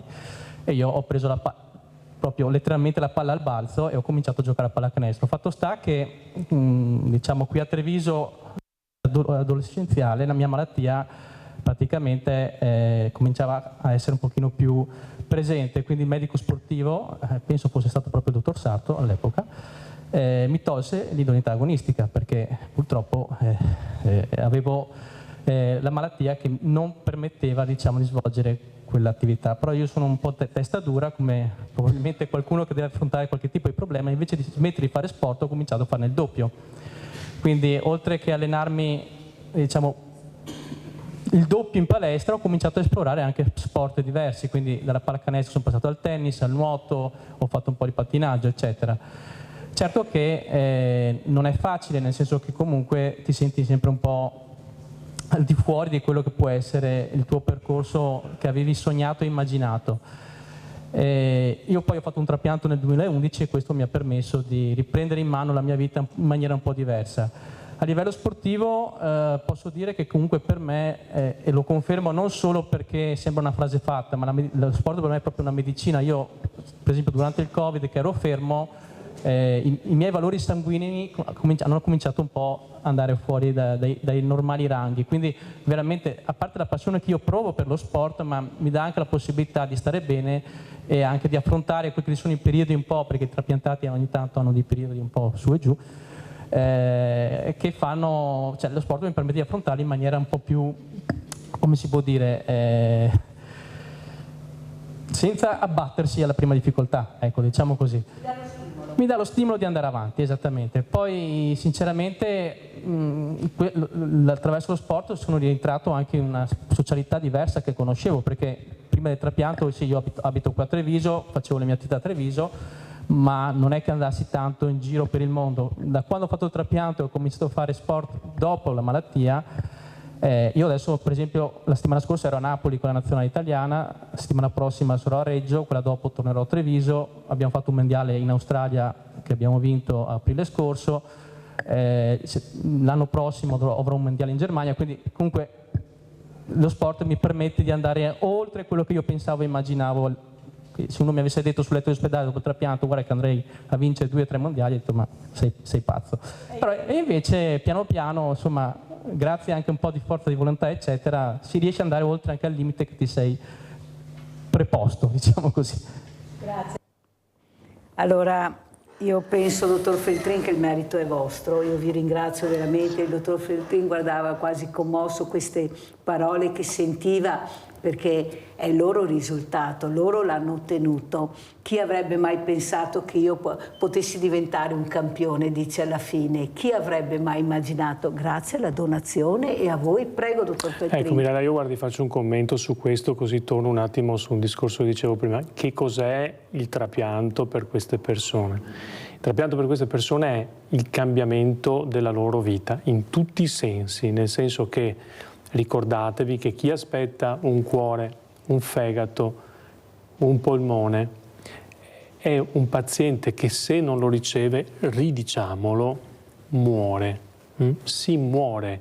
Se il cuore non funziona, io parlo del cuore perché Mirella li sa, sono un cardiochirurgo, se il cuore non funziona, si muore, non ci sono tante cose. Ora, il trapianto per queste persone significa intanto uno sopravvivere. E sopravvivere per anni. Sopravvivere per anni significa per un giovane poter diventare papà, per una persona della mia età diventare nonno, veder nascere i propri nipotini. Significa per un ragazzo così rimettersi a fare lo sport. Significa sopravvivere da un lato, significa riprendere la qualità della vita, quindi andare a lavorare, avere tutte le proprie relazioni, tutta la propria affettività.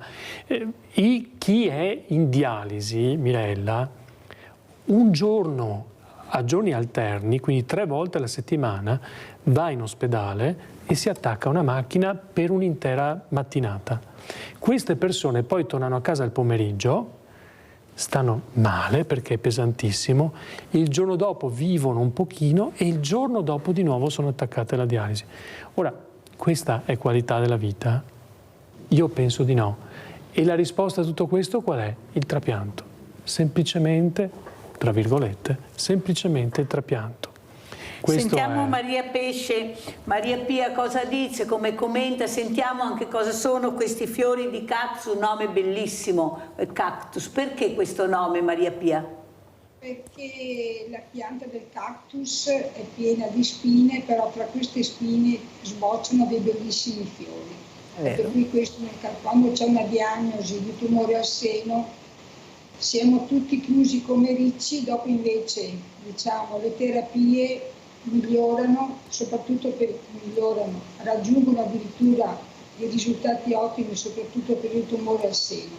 Volevo congratularmi con il dottor Feltrin perché le sue informazioni, diciamo, passa l'indecisione alla rassicurazione. Noi abbiamo uno slogan per le donne che fanno lo screening, che è conoscere, aderire e prevenire. Potrebbe essere anche per, diciamo, l'argomento che stiamo trattando, conoscere, aderire e sopravvivenza, giusto? Assolutamente sono Prego, d'accordo. dottore. Assolutamente sono d'accordo, c'è sempre, vede, quello che ci accomuna è proprio il tema del conoscere, perché è proprio lì che andiamo a fare la differenza. Tutti i nostri cittadini sono estremamente sensibili, però è chiaro che vanno aiutati in questo percorso.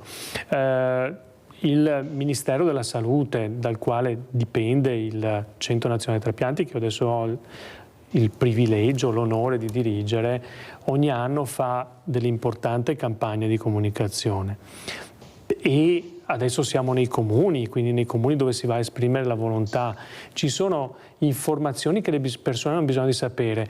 Dicevamo prima, Mirella, ad esempio, l'età avanzata, no? Io sento che spesso in comune i cittadini con più di 70-80 anni di età, per cui i cittadini comincia a salire il no. E la risposta è: sono veneto, lo dico in veneto, cosa ho avuto che fassa con i miei organi? Me lo lasci dire in veneto. Soveccia. Ecco, allora, su questo, per tutte le persone che ci ascoltano, io voglio dire questo. Noi facciamo trapianti anche da donatori di 90-100 anni. Il donatore di fegato più anziano d'Italia ha avuto 101 anni. Avete capito? Quindi quello che vi voglio dire è: voi non vi preoccupate della vostra età, delle vostre magagne, ma io questo non so. Ve la sentite di donare, pensate che sia una bella cosa donare, dite sì. Poi quel giorno ci sarà uno come me che dirà: questo si può fare, questo non si può fare. Non faremo mai nulla che non si possa fare, destineremo eventualmente quegli organi a dei pazienti che li possono ricevere. Però se avete l'intenzione, il desiderio di donare, non vi fermate, non vi preoccupate dell'età, è un nostro problema, quello ci pensiamo noi. Bellissimo questo appello che ha fatto il dottor Feltrin. Noi, visto che abbiamo tanti centenari, magari vivete anche fino a 200 anni, ve lo auguro, però capite bene quello che ha detto, non c'è età per donare, voi fate questo, poi ci pensiamo noi e vedrete veramente che farete risorgere a nuova vita le persone come Marco, che ce ne sono tantissime, che aspettavano ed è arrivata questa importante donazione. Abbiamo Renzo da Motta di Livenza. Ciao Renzo. Buongiorno, sono Celebin Renzo, io volevo dare una testimonianza. Sì? Mio papà era anche presidente dell'AIDO nel comune di Carbonera e mio fratello dopo è morto. Vai Renzo. E allora mio papà dopo ha donato tutti gli organi, però quando eravamo dopo in ospedale e sono tornati a casa, mio papà era ancora in ospedale, mi ha chiamato l'ospedale e mi ha detto: guarda, c'è un altro intervento urgente che gli serve la mandibola dell'osso per un altro paziente. Se mi puoi dare l'adesione oppure no. Io ho dato l'adesione anche se mio papà non c'era, però mio papà era contento e abbiamo fatto così. Grazie della testimonianza, grazie, veramente Renzo. Grazie Renzo, grazie di cuore. Prego dottor Feltrin. Grazie, io ho sentito che Renzo un po' si fermava nel dire le parole perché è chiaro che la commozione poi resta, no? Per cui Renzo, siamo tutti vicini perché poi è una perdita, no? L'abbiamo detto Mirella, in fondo c'è una perdita, però ecco, c'è uno spazio di luce in fondo, no? C'è questa possibilità di sapere che si è fatto del bene alle altre persone. Renzo ha menzionato la mandibola, perché in realtà oltre agli organi, così lo diciamo, Mirella, si possono donare anche i tessuti. La mandibola è un tessuto osseo, quindi è un pezzo di osso, ma si possono donare le cornee, si possono donare i tratti di osso, cioè ci sono molte possibilità, e sono tutte possibilità che, se in taluni casi non servono a ridare la vita come gli organi, migliorano la qualità della vita. A me piace sempre fare un esempio.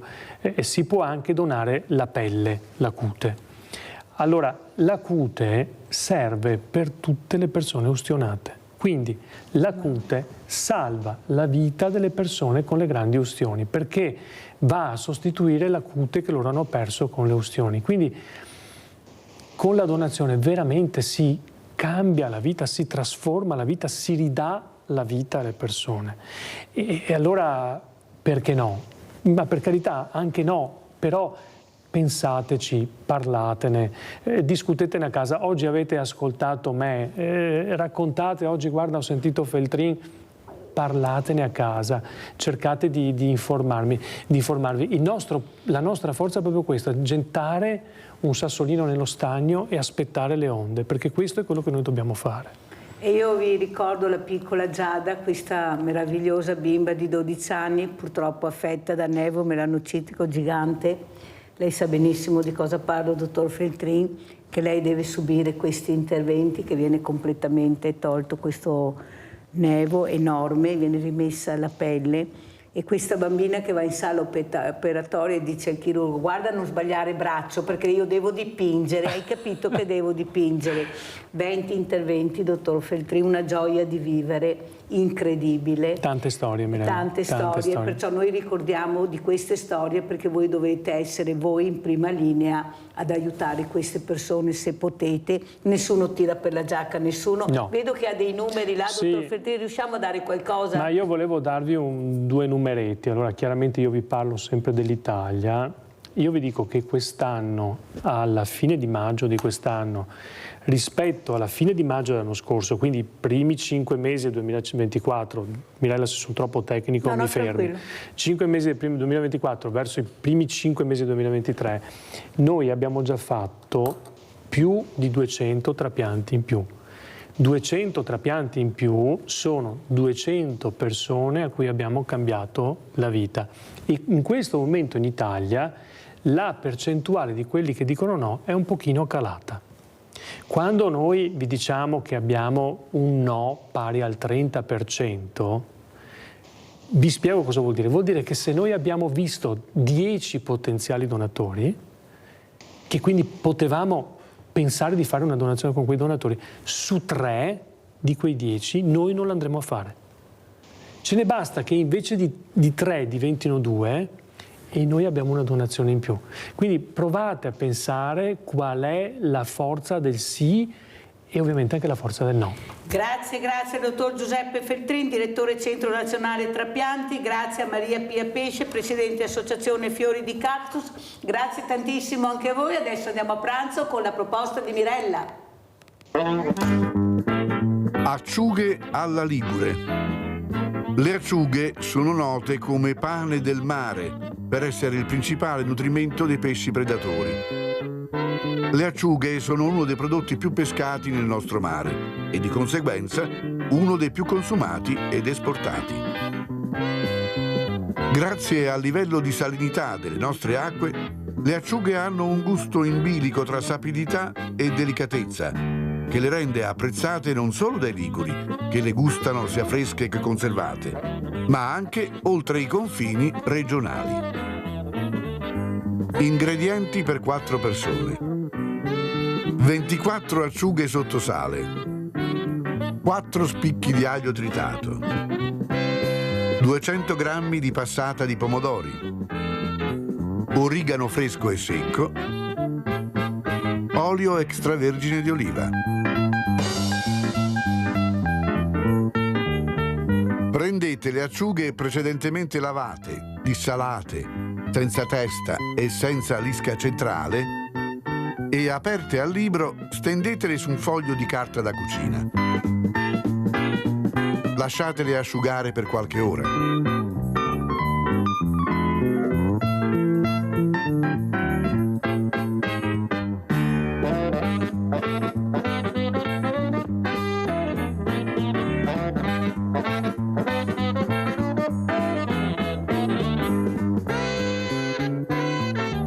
Stendete uniformemente la passata di pomodoro sul fondo di un piatto da portata.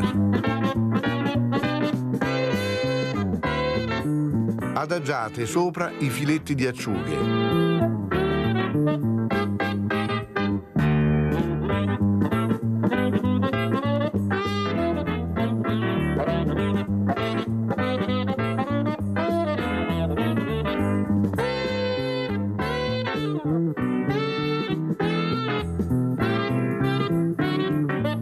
Spolverizzate con aglio tritato e origano fresco e secco.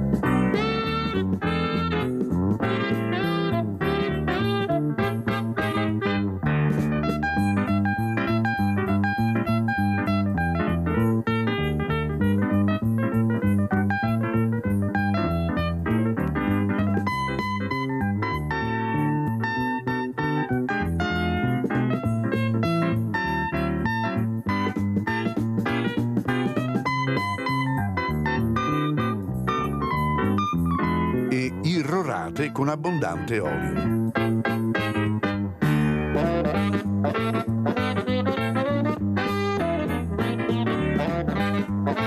Lasciate marinare ed insaporire per un'altra ora. Quindi servite e buon appetito!